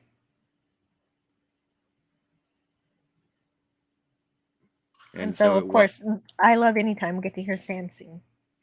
Yes, although he is part of a choir, it was nice to hear his voice. And they say, would you stay for some Polish desserts? I don't know what they were, but he obviously, Blakowski, is a Polish name. So he's going to enjoy some of his traditional Christmas fare. The name of it. Polish cake, piernik and makovic. Oh, I didn't miss it. You got honey nut cake and poppy seed jelly roll cake. It's a tradition. I've never had them. Neither have I. Neither have I. But it does sound. It sounds delicious. And Laura and Michael start flirting, talking. He's interested in all the things that he doesn't know about Captain Downey, and would like to change that. And so now Al is convinced. He's completely set up with the idea that it's like, okay, well, Michael likes Laura. Just let nature take its course. And this young lad, Jarrett Lennon, playing Tiny Boy. This is going to be an obscure one for any Cheers fans. He played Carla's son, Lud, in Cheers. The boy that inspires Frasier and Lilith to have a son. And yes, he is the put upon youngest son of Carla Tortelli. So I enjoyed that. And it is an NBC show, so it makes sense that they would have the same sort of talent pool with the actors and the young man. It's nice to know. Does he continue to play his son when he grows up in the sequel? No. I think there was a special episode about his son. With Frasier's son, Frederick, I don't know if it's the same actor. I don't somebody think it else is. Probably. It's kind of the same thing that happens with Alexander between Star Trek: The Next Generation and Deep Space Nine. Different actor. All right. Okay. Fair enough.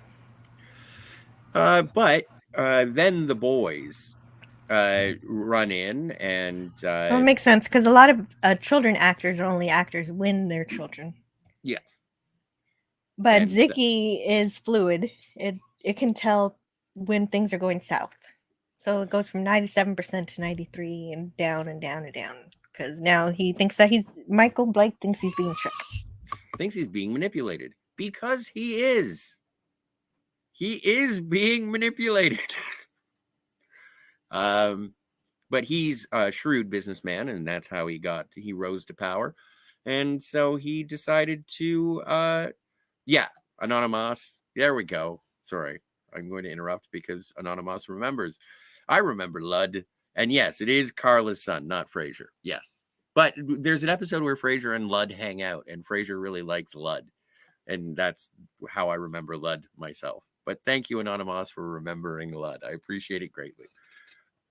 And so Blake heads back to his apartment and says, I won't be needing you anymore tonight, and you'll be lucky if you have a job in the morning.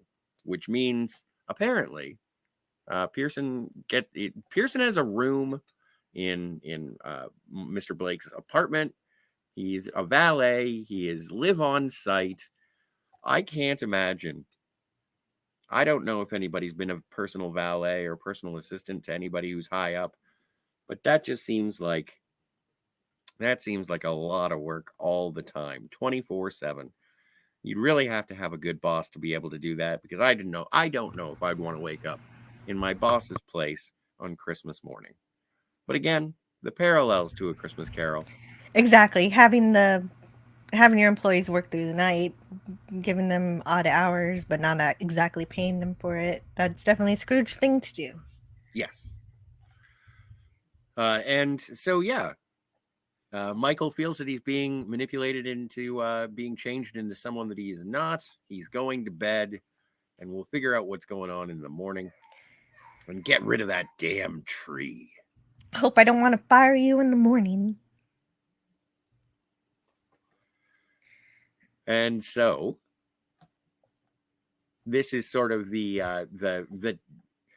turn as to what are we going to do next. And Sam's aware that Michael's not going to fall for any more of Pearson's manipulations. So there has to be something to ramp it up. How do we ramp it up, Jill? Well, the thing is, remember at the beginning where we realized that Michael Blake could also see Al due to the frequency of his brainwaves.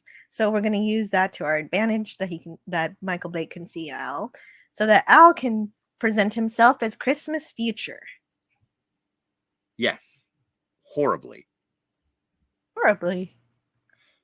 He does. And so there's a quizzical look, but then, so Al is all dressed up, looking like Jacob Marley, as Michael will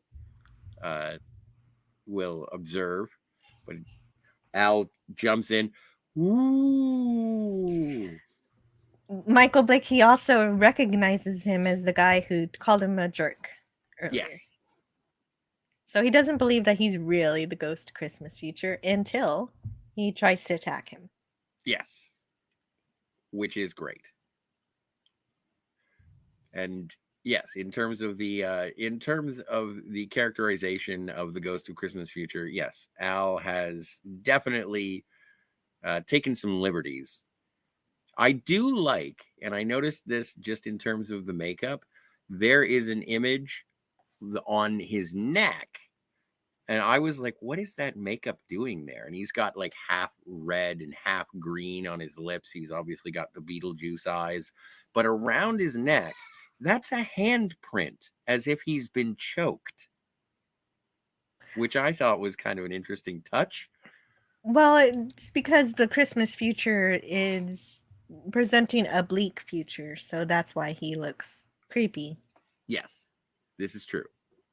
But I do enjoy every time Al says that he is the ghost of Christmas future. He, after every time, he has to go, ooh. Yeah. That's And true. so He plays it up really well. That's why I was like, horribly. I thought he did wonderful. yeah. That Oh was kinda well, funny.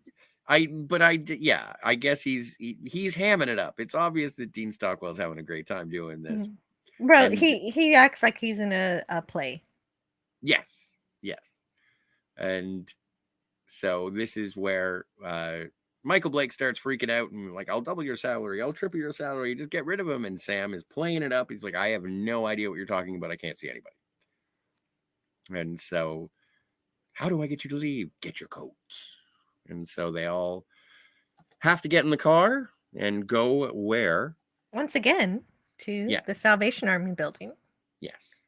To see Michael Blake's future. Yes. Which, I don't know. How do you feel about this violation of the temporal prime directive? Well, right. Even for a good cause, you're not supposed to reveal things about the future to people. But if it was good enough for the ghost of Christmas future, if it was good enough for Ebenezer Scrooge. Right. And this was all inputted into Ziggy. Ziggy okayed it. Ziggy did okay it. So maybe the math added up somehow. Maybe not as much like the World Trade Center as I initially recognized, but somewhat. But we see Blake Plaza. Excuse me. Absolutely. And so we do through the holographic projections of Ziggy and the handling. Al does show the plaza that would be around. I will return shortly. I need a bit. No, absolutely. And so we do see that the plaza is built. I don't want to get too far ahead because ultimately we do have a newscast from the future, about 13 years in the future, I think. 10 years? No, 13. 10 years. 10 years. And showing the rise and fall of Blake Plaza, if you will. He does successfully have the plaza built, which is, it buoys Mr. Blake's feelings about his accomplishments. But unfortunately, it seems that there was a housing crisis, or in terms of the finances of New York City at the time in the 1970s, Blake lost the plaza itself, and it does get sold. Hey, and Herc 130 is here. Ahoy, Herc! Good to see you, Flyboy. We're just going through Christmas in late June with a little miracle from Quantum Leap. But thanks for being here, Herc. It's good to see you, sir. Sam is still playing dumb that he can't see anything, and Michael Blake is becoming manic with the images. He says it's almost like seeing television, almost as if I could reach out and touch it. So there are questions as to whether or not you should be revealing this information. And even in the last episode, when Sam was concerned about Ernie and the return of Daryl from Korea, Sam says to Al, should we, I feel like I should have told Ernie about what happened to his son. And Al was like, no, you shouldn't do that, because it's the thought of his son returning home that is keeping Ernie alive. And so revealing things about the future is something that has been forbidden, or at least as the rules go with Ziggy and Project Quantum Leap. Al has tried to thumb his nose at these rules as well when it came to his wife, who had remarried upon losing hope that Al would return. But that wasn't allowed to transpire. And so with this, I suppose, just because it is Dickensian and we are following the rules of A Christmas Carol, it's allowed. It is sort of chalked up to the ravings of a hallucinogenic tirade by the millionaire Michael Blake. Actually, I'm curious as to whether or not he was a millionaire or a billionaire. But in 1962, let's go with millionaire. If my Austin Powers references have done anything for me, saying I want $1 billion is like asking for just a baseball of diamonds.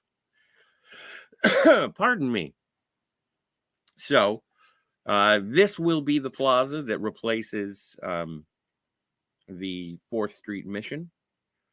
And Al is doing the revealing. I do enjoy the performance by Charles Rocket again. It's unfortunate what happened to the actor himself. I do enjoy it when he shows up. Where else do I remember Chuck Rocket? Aside from just Dumb and Dumber, he was in Dances with Wolves, which is great. He did move from comedic roles into some dramatic roles. Hey, he was a voice in Star Wars Jedi Starfighter. He played Nim. He was in Third Rock from the Sun. Oh, what else? He was in Batman Beyond. You don't say. The X-Files he was in, an episode of the X-Files. He was in Men in Black, the series. Quite the voiceover work that he had. He was also in the Robin Williams, Billy Crystal film Father's Day. Hey, he was in Murder at 1600 with Wesley Snipes. I have that movie, and I've been wanting to watch it for a while because I think that movie has 2 Weekend Update anchors. It has both Dennis Miller and Charles Rocket. So there's something. But yeah, it's an unfortunate situation when it comes to Charles Rocket. But I'm glad that he has a filmography that we can all look back upon. If you are a fan, I highly recommend checking out Max Headroom, the television series. Ran for 1 season with Matt Frewer, and he played the nemesis, the chairman of Network 54, I think, Ned Grossberg. I apologize for my absence. I was going through the filmography and television credits of Charles Rocket. Oh, great! It was nice to revisit. Rest his soul, and I miss him. Yeah, that is. But welcome back. Thank you. Is everything tickety boo in your neck of the woods? For now. Oh, that's good. Definitely. So we do. But when I'm needed, I am needed, and absolutely no argument. You the door opens. Did you talk about the whole rest of the episode already, or no? I didn't. I was doing just that. The Blake Plaza is built, and then it does get sold. I didn't get too deep into the news report that we do see. Well, Michael love seeing his new building. And yes, we do get to a news report from 1975 into the future, showing him a bit older. He has to file for bankruptcy because of all the borrowing that he had to do. Al takes a certain amount of glee in it as well. And you got nothing. And the reason this happens, he ends up going for bankruptcy because he built this big thing, but he destroyed the mission, which was helping the people survive when they had no other recourse. And so he displaced the help that people needed in order to continue to live. And so there was nobody to live in his stupid building. Well, absolutely. Hey, PvP, Pleasant Valley Picker. Hey, how you doing, sir? It's good to see you. Says, I take it you are well into discussing the second episode. We are nearly completed with the second episode, PvP, but thank you so much for stopping by, sir. Well, also, it is a metaphor for the entire, like when Sam brings Michael Blake to the building, he says, what do you feel? And it's like, just brick. And it's like, right, there's no soul, no heart, no warmth. And so you can build the tallest building in all of New York if you want, but if there are no people to inhabit it, what do you have? Just an empty building. Just brick and steel. Just brick and steel. And so Al's place has something about this newscaster. Dale Harimoto is a newscaster. She's been in 13 movies and has made 9 TV guest appearances and has played a newscaster or TV reporter in every single one except for one, in which she was an assistant principal. Wow.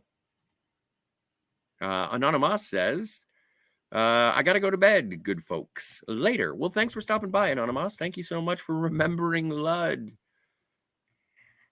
PvP says, yes, I figured so. The show is on. Too late for me to join in. Oh, well. Well, thanks for, your presence is appreciated, sir. Don't forget to like and subscribe. Tell your friends. And Dalek says, when this stream is over, I'm going to sleep. I really need it. You're hot, you're tired, and you have a headache, I recall, sir. And I do agree. You are hot. But yes, so Dale Harimoto as the newscaster, a prolific career as newscaster. I wonder if she actually had a job as a newscaster. I don't know, but yes, good night to Anonymous and hello to Herc130, Pleasant Valley Picker. Just saying hi to you guys. I don't know if she really was. She played one on TV. She did play one on TV, but don't all newscasters play one in? That's a good point. Which is unfortunate because they do talk about the bankruptcy of Michael Blake, and they say, oh, and meanwhile in sports, the New York Knicks have done it again. Which at this point I was like, this is kind of like Back to the Future 2. You're telling sports scores of the future. No, don't do this. No, but it reminds me of you showing me the news reports yesterday. All these people died, and it's all gloom and doom. And hey, sports, the Open had a thing. Yeah. Hooray. And here's Carol with weather. And so he says that he's like, what have they done to me? And it has nothing to do with what they did. It's Al says you've done it to yourself with all your borrowing and leveraging, and you ended up with nothing. Ha ha ha ha ha, being very ominous and ooh. And so it is the Sumito Plaza now. Let's not forget, in the 90s, there were mid 80s to the 90s, there was a fear of Japanese businesses taking over American industry, and that is sort of continued on here with Sumito Plaza. Yeah. Oh, and then never mind. Okay. So up top on the marquee is when Alice, do you want to see more? Yes, he loses the building, and not just his building. Mm-hmm. You didn't just die, you killed yourself. Which is kind of unfortunate. Disgrace. Well, yeah, absolutely. You took a header off of the top of Blake Plaza, right into traffic, and that ultimately breaks Blake. Oh, is that the same way that Charlie died? No, Charlie stepped in front of a bus. Oh, he stepped in front of a bus because he was too drunk to be walking around. Okay. Right. Because he had never been the same since the bakery was closed due to, or was laying people off due to automation. And why did he do it? Because he had nothing to live for. No friends, no family, no lover. Yeah, and so he saw the building and his business as something that wouldn't leave him, and it did. So having nothing else besides that, that was it. And so Michael is horrified by all of this, and he breaks down. He's crying. Which is exactly the same way that Ebenezer reacted upon finding out about his ultimate demise. And the realization of Michael does come. I'm a horrible man. Which is, there's still time. You can change it. He doesn't want to continue to think only of himself.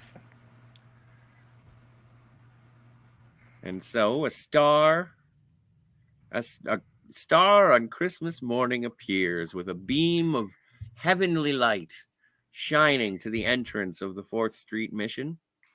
Well, I think it's interesting that Ziggy is able to make such elaborate holograms because in the episode with the pool hall blues, Yes. Ziggy had trouble just making little beams to make the billiard balls to figure out which pattern to hit them in.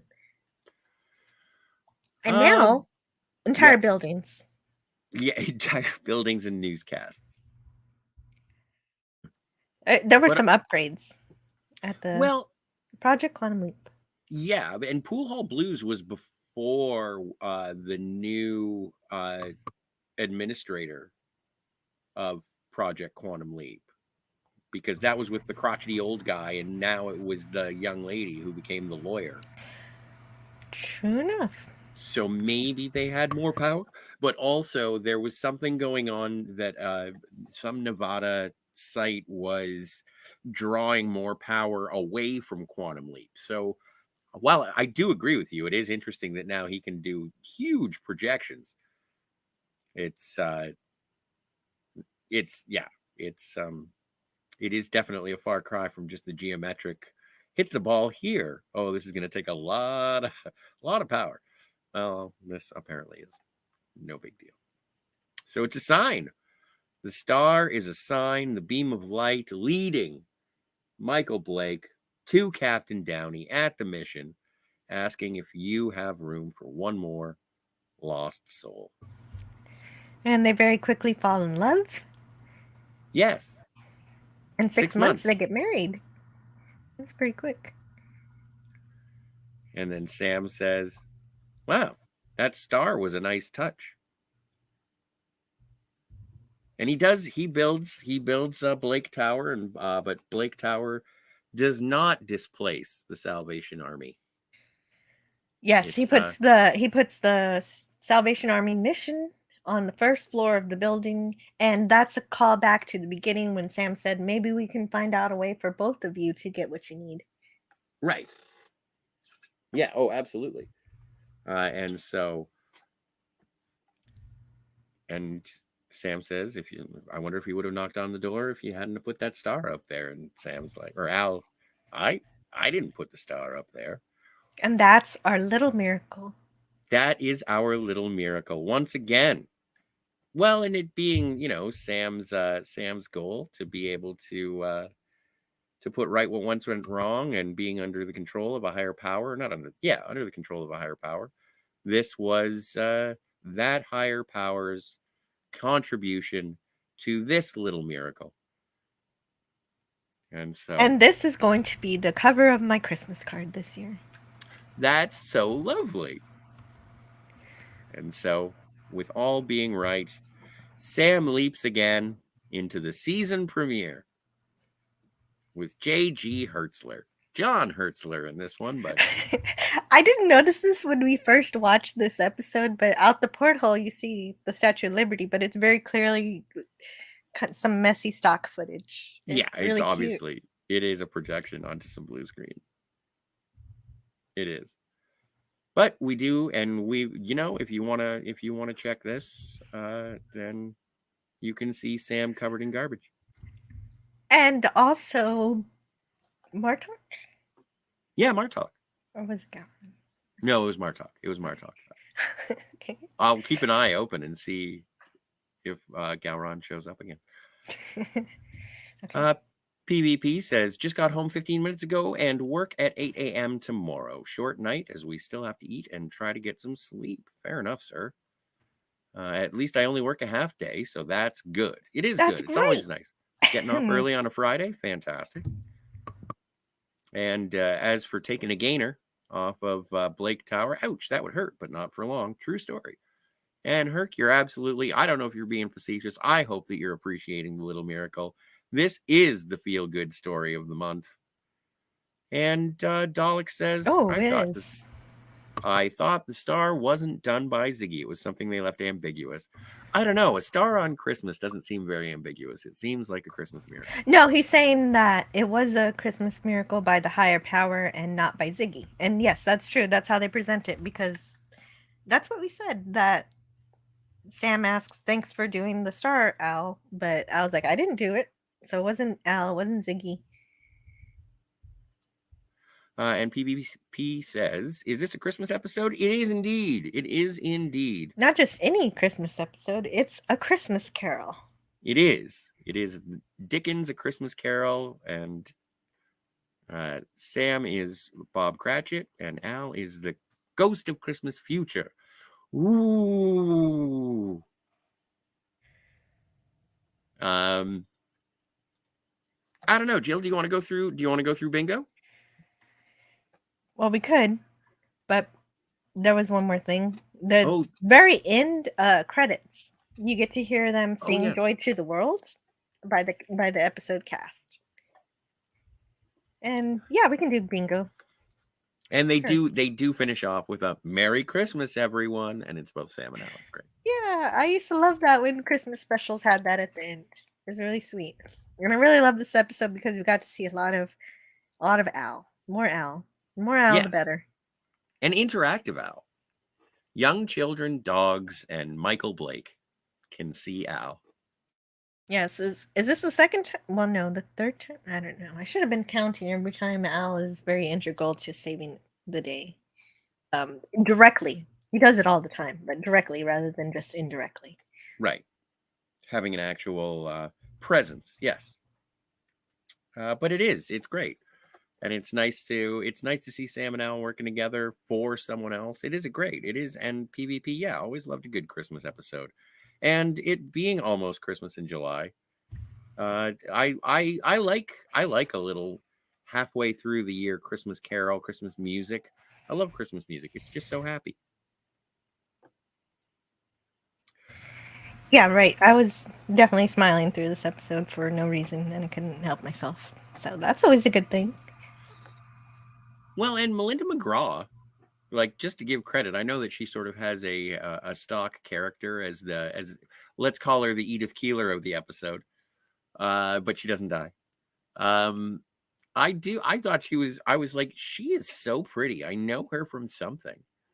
And so I was glad to find out that she was on Mad Men and in Air Force One. Do you have the bingo? Because I don't. I do not have the bingo. Let me see. Do I have the bingo? We're never ready for the bingo. We want to play it. Hang on a second. Let me see if I can. Get the bingo going over here. All right. Oh wait, hang on a second. Here we go. We'll do this. Can I zoom? Yes, I can. All right. No, wrong button. There we go. Thank you for your patience, everyone. I appreciate it.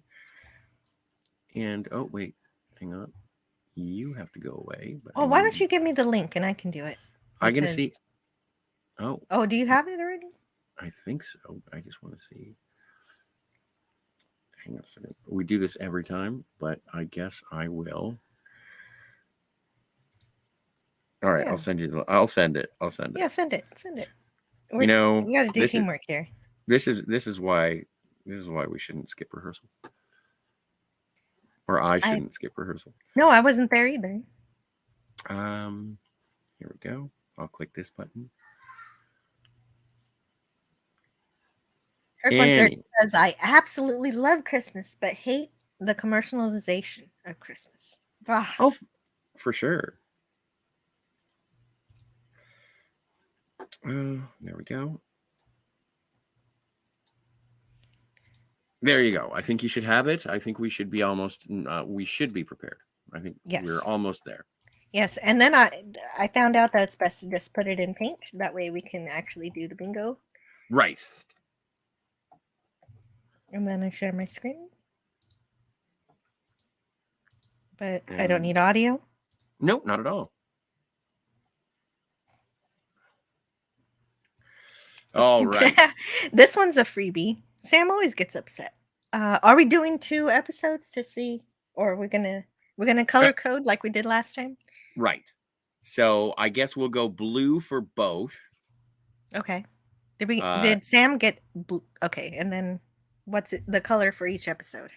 Then we'll do blue for both. We'll do orange for the biker, and red for Christmas. Okay. Red for Christmas. Sounds good. Sam gets upset. Doesn't he get upset in every episode? There's just like... Did he get upset? Oh, yeah, he does get upset. How is Mr. Blake going to believe me now?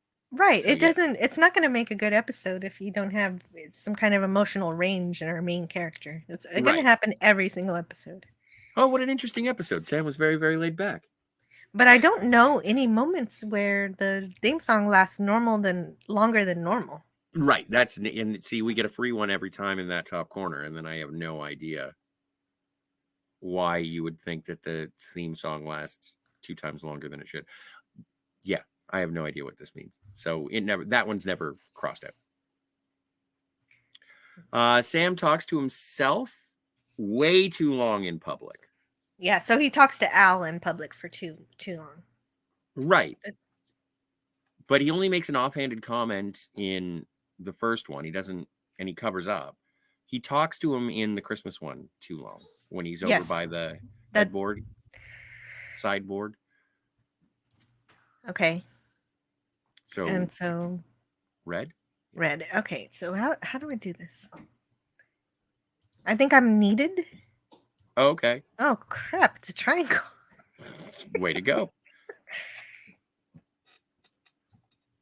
Okay, I'll be right back. Okay, sounds good. You know what? It's a Christmas episode. So you're gonna give it a star? Yeah, I'm gonna give it a star. Nice. I'll be right back. Absolutely. I guess you can figure out a few of them while I'm waiting. Oh, I'll wait until you're back so we can cross them off together. I do want to go over a little bit because we do have for Melinda McGraw, in terms of her history, she played Barbara Gordon, Jim Gordon's wife in The Dark Knight, which I had, it slipped my memory, but she's been a very prolific television actress. She was in the Lethal Weapon television show. She was in NCIS. Apparently, Diane Gibbs. Oh, she was in 6 episodes of NCIS, which is interesting. Oh, who was in NCIS? Melinda McGraw. Oh, but the actual NCIS, not New Orleans. Okay. Yeah. Scott Bakula was in lots of that series, wasn't he? NCIS. He was in NCIS New Orleans. I only know that because I used to go to the gym and I was like, hey, there's Captain Archer. What's he doing on this TV show? And so Al talks about an old job he had.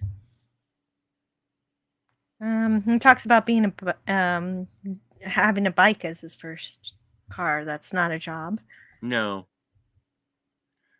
So I don't think he does that in either one of these. Nope. All right. Al quotes a % chance something will happen. Both episodes. Both. Yes, both. So we need a blue. We do need a blue. Oops. There we go. I made an error. Oh, no. It'll be fine.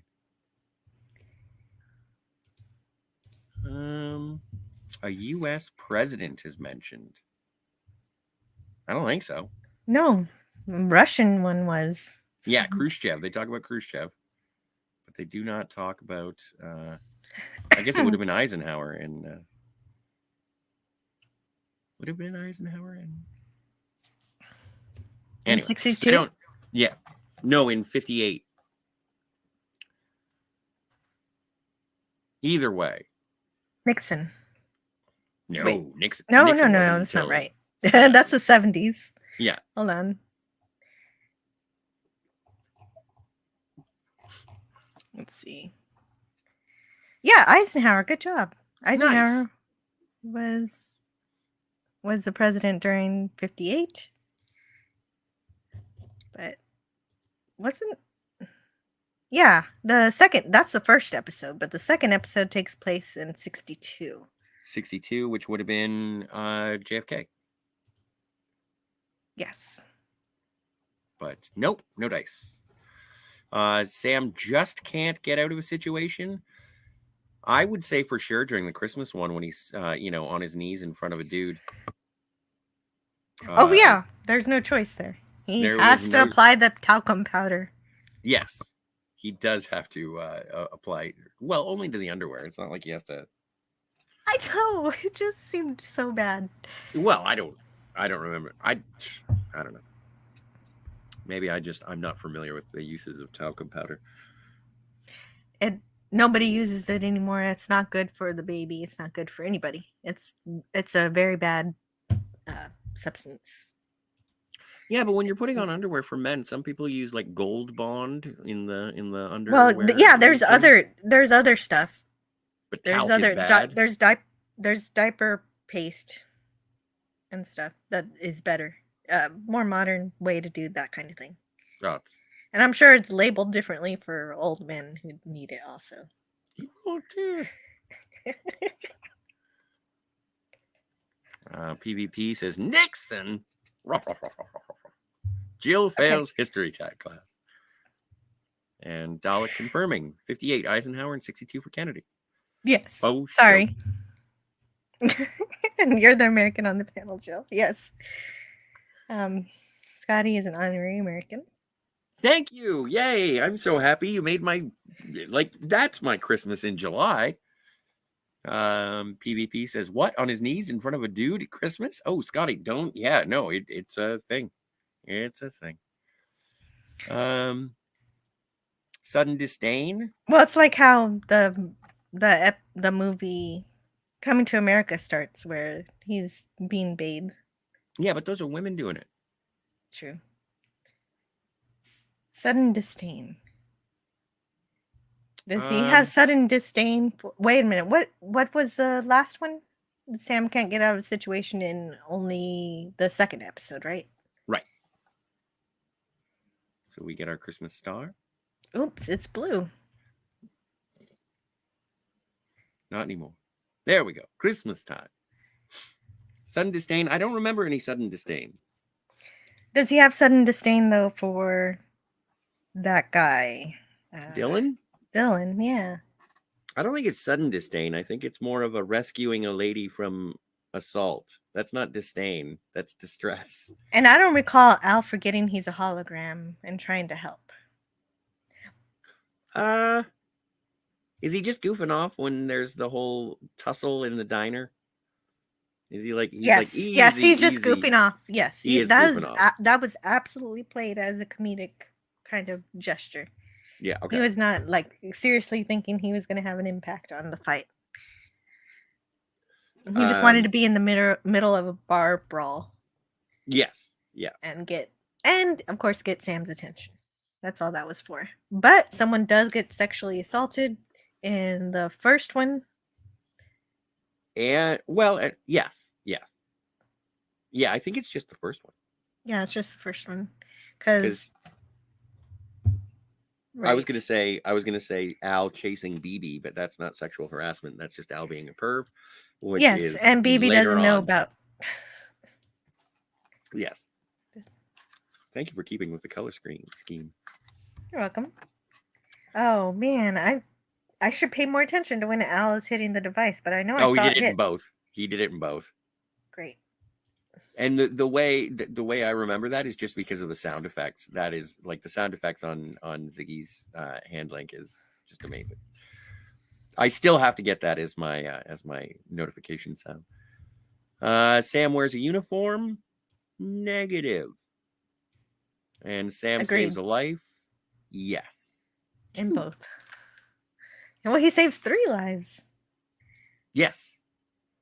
And however many people that mission saves. Yeah, that, and so there's a plethora of people. It's a Christmas miracle. Al acts like a dirty old man. I am needed once again. I will be right back. Absolutely. No trouble at all. Okay. So Al acts like a dirty old man, more so in the second one. In terms of pursuing BB, the maid. Not so much in the first one. He's actually rather respectful to Becky. So I would say that he's not a dirty old man in the first one. He is a dirty old man in the second one. Because he is perving on BB. So it's more, I don't know. Is it like, I don't even know if it would fly nowadays. But oh man. And Melinda McGraw she was in 2 CSIs. Huh. Anyway, in the West Wing as well. Ooh, she was a voice in Enter the Matrix, the video game. Interesting. So Al acts like a dirty old man in the second episode. Yeah, just for Christmas. Just for Christmas. Now, for a ripped off movie plotline, are we going, because it was a book in the Christmas. It was originally a book, but it becomes a movie. I kind of want to get ripped off a movie plotline for Rebel Without a Clue. Does it? Because it kind of rips off the Wild One. Okay. And then the second one is The Christmas Carol. It is both a book and a film. So are we going to say that so it ripped off a movie as well? Yeah, why not? Okay. Switched back the wrong item. Nope. We're good. There we go. Fixed. All right. And Sam conveniently sees the current date that happened in the second one because he saw the newspaper. Yes. I don't remember the first one. Just the Christmas? I think it's just the Christmas one. I need to get better at this. What? No, this is part of the charm. Welcome to In the Loop. This is where we play our game. This is mostly for us, everybody. Al mentions an X. He mentions an X in the first one, for sure. Right? No, he just says specifically that he remembers riding girls on his bike. Okay. Which I thought was an interesting turn of phrase because he does say that he can't have sex on the bike. But no, I don't think he mentions an X. Okay. Not by name. Okay, so no for either then. Right. Sam seems to really enjoy doing a chore. He did not enjoy putting on that underwear. No. That's what I would. Yeah, I was gonna make a joke about it, but you got there first. That's great. No, I don't think he did. A mother figure is mean to someone. Not that I saw. No, the mothers were dead in both of the episodes. Right. And there's no matriarch in either one. Sam sings, Yep. in the second one I got so excited I messed up the thing. for Christmas. Al mentioned Ziggy, both. Correct. Yeah.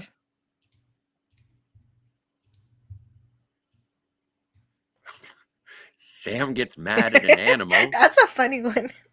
There Maybe- are no animals in either episode Are we except going for to count Mad Dog. No, I don't think Mad Dog counts. No.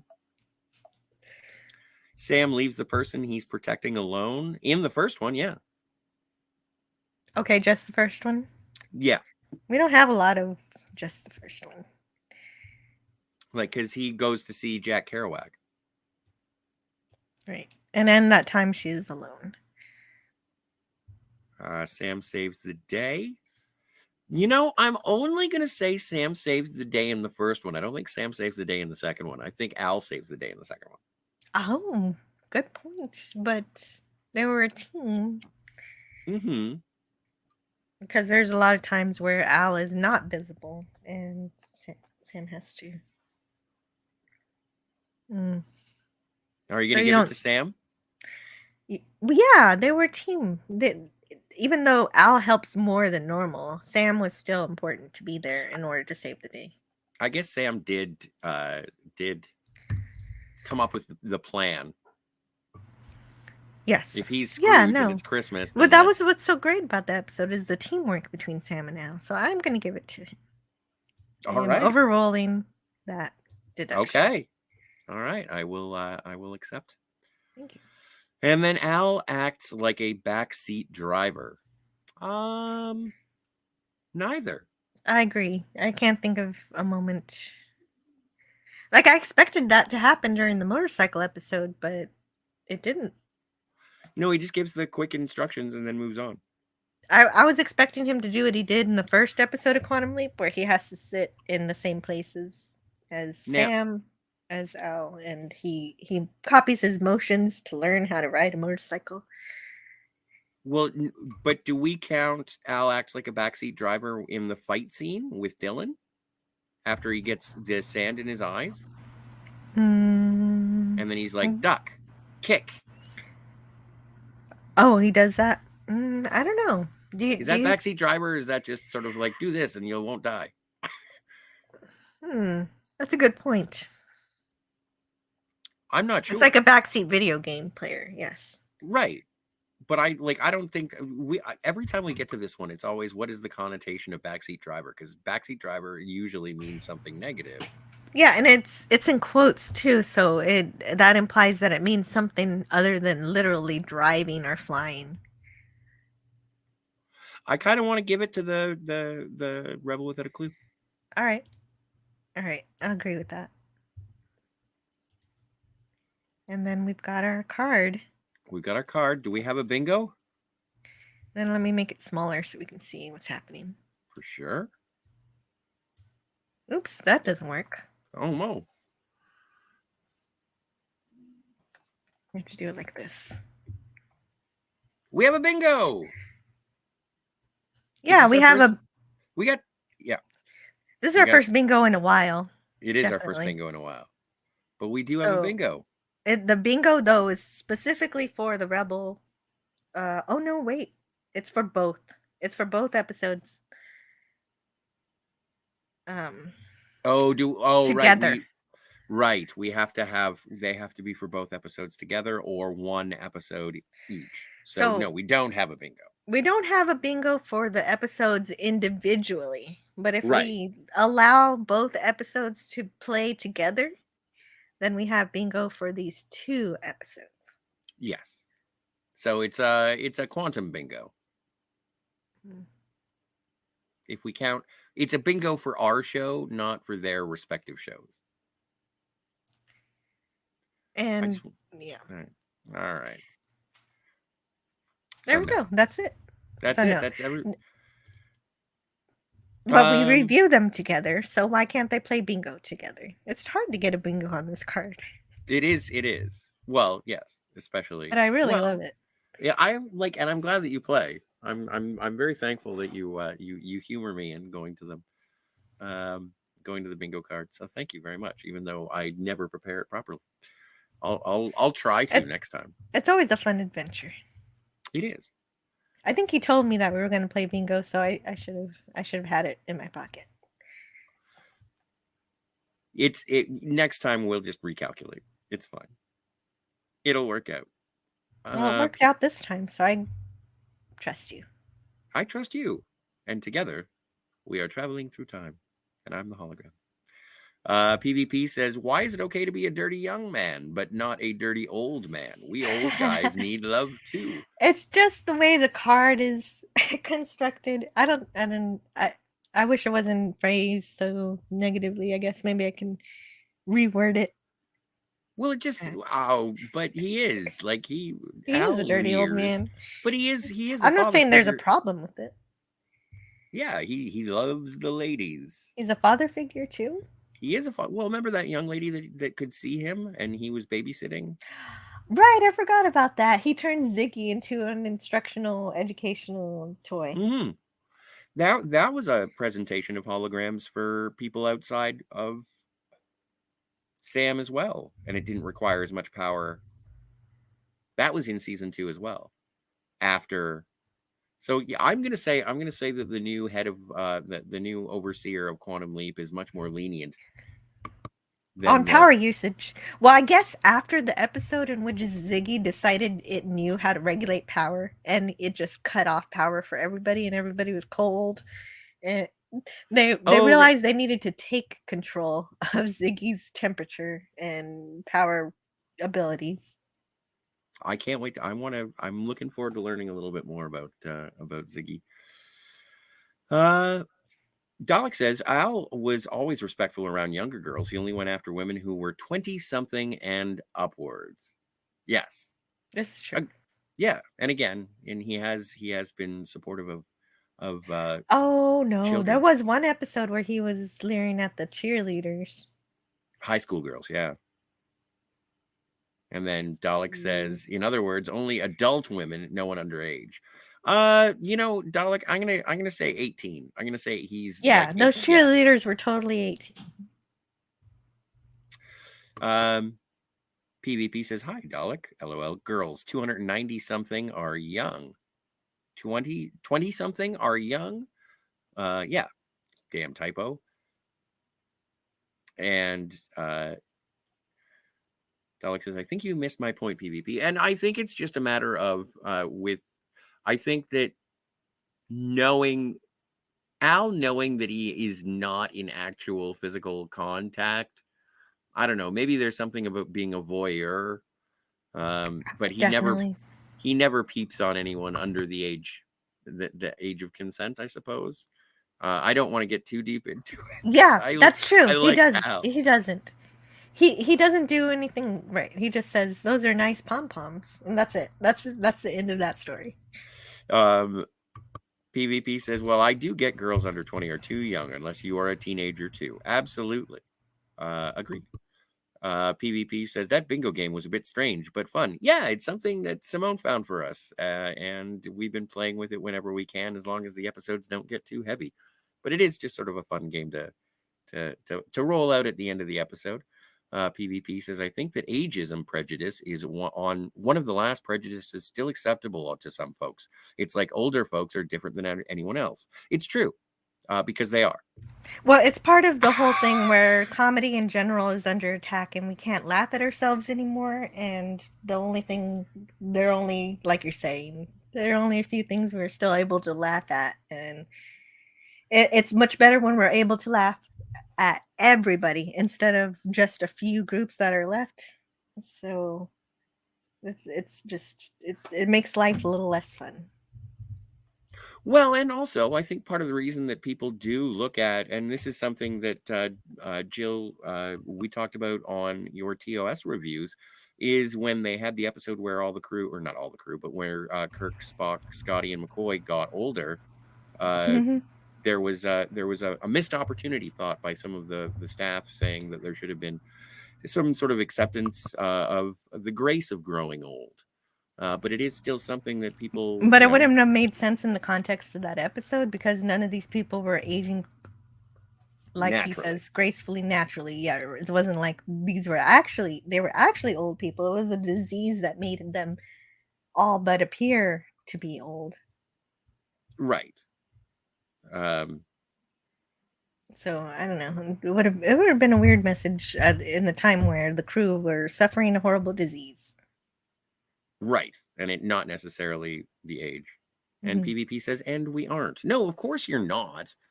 You can be just as contributing a member of society as anyone else. And I Yeah, don't think you're definitely. old anyway, PvP. But yeah, Definitely. And it's like, it's still fun to see elderly people fall down.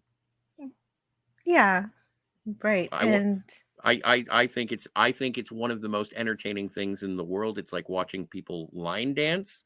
I find to be an odd phenomenon.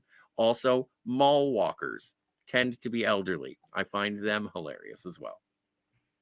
mhm. It's like the episode of I Mud was making fun of like Harry Mudd's wife Mm-hmm. and making her into a caricature of a nagging wife, and so it was not obviously the way real people are. It was just a funny way to depict someone who annoys Harry Mudd, and so Yes, it wasn't like, I don't know. this is I this think is it's how fine. wives are. PvP says, but it's not being laughed at. It's folks viewing us as inferior, used up, senile, and use. Stop it, dude. I'm going to bust a gut. It makes me sad at times. I'm just, that's the thing. Fairy tales can come true. It can happen to you if you're young at heart. Age is just a number. And I don't think that I think that comedy plus, or what is it? Tragedy plus time equals comedy. And old people have all the time. They have so much time under their belts. Actually, falls are the leading cause of death among elders. Well, it depends on the height of the fall for anyone, really. Sorry. Sure. And as PvP says, I'm still, here we go. I'm still 30 in my mind. I've had this conversation with my parents. I may be 45, but I still look in the mirror and I see a 20-year-old. And so, yeah, it is a state of mind. Yeah, it's how young you feel and how you live your life. And Hurt gets it. All them youngins think they know so much. Now get off my lawn. Oh, yeah. But that's the thing. And when I think it's a coping mechanism for people who are dealing with the inevitability of growing old. I hope it's an inevitability. Some people don't get to grow old, but Yeah, if you're lucky, you get to be old and laugh yeah, about it. exactly. I Or can't wait.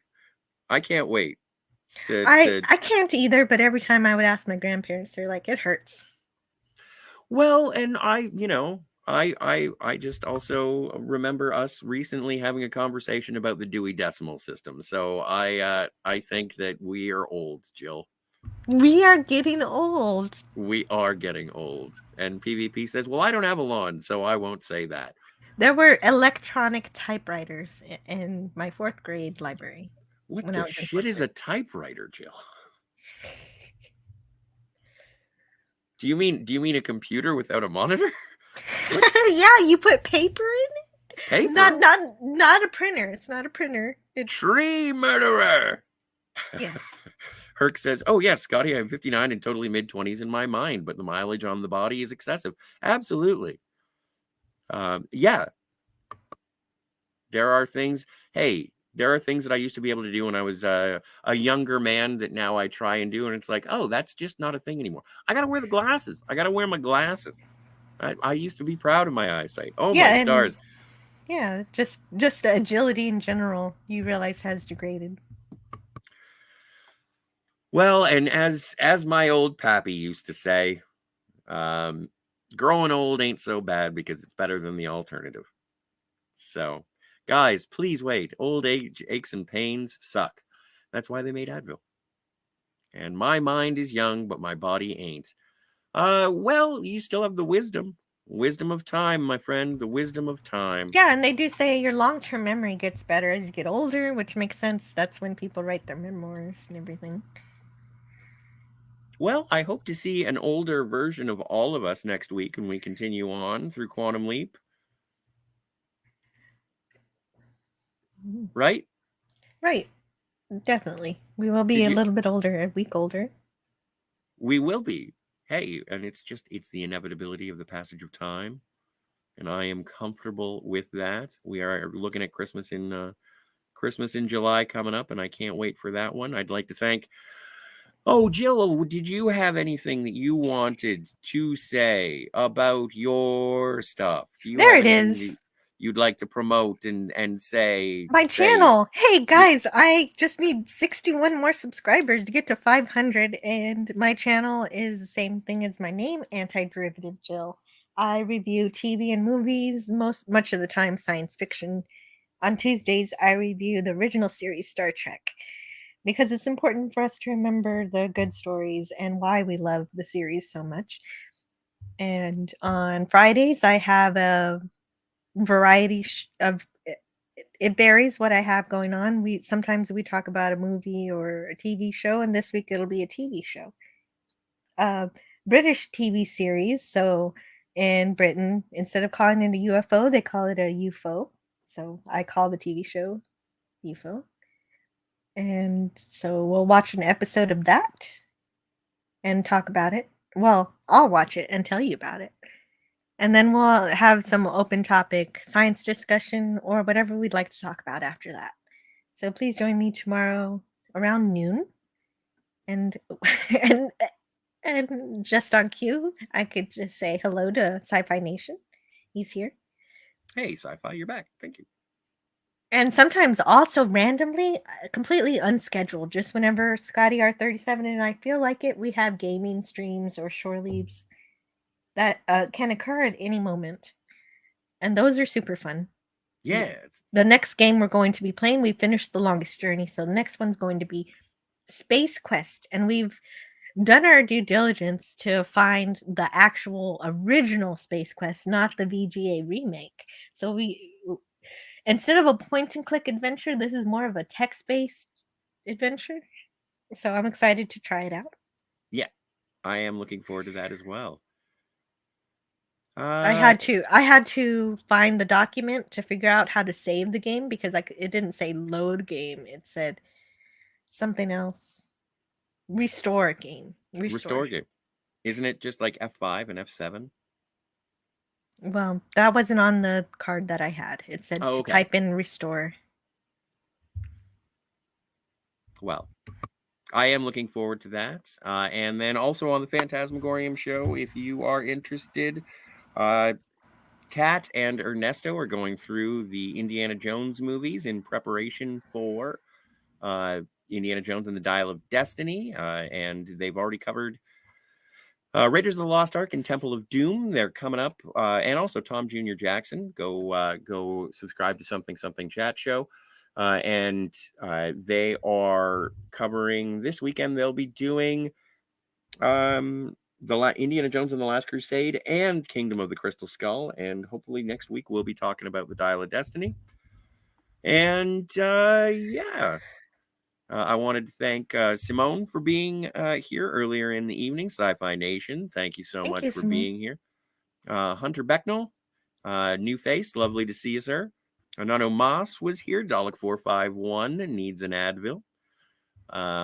And sleep. Cam's Crash Courses was here, which is always a pleasure and a treasure. Good night, LDG Cam. Free the Net. Oh yeah, LDG was here. Always fun. Thank you so much for being here. Herc130, everyone's favorite flyboy. Thank you for being here. PvP, thanks for making some time after work. I hope that you do get your dinner and back to work so that you can enjoy a half day off, because those are what Fridays were made for. That is amazing. And let me just scroll. Oh, I didn't see this by Pleasant Valley Picker. Can I sub 61 more times, Jill? No, I didn't think so.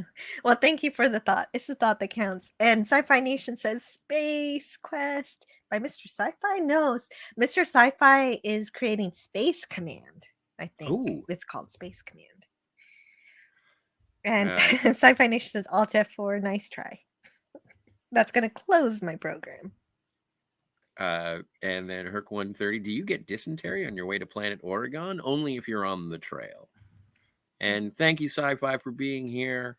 From me, Scotty, and Antiderivative. What's your name again? Antiderivative Jill. Wow. Oh boy.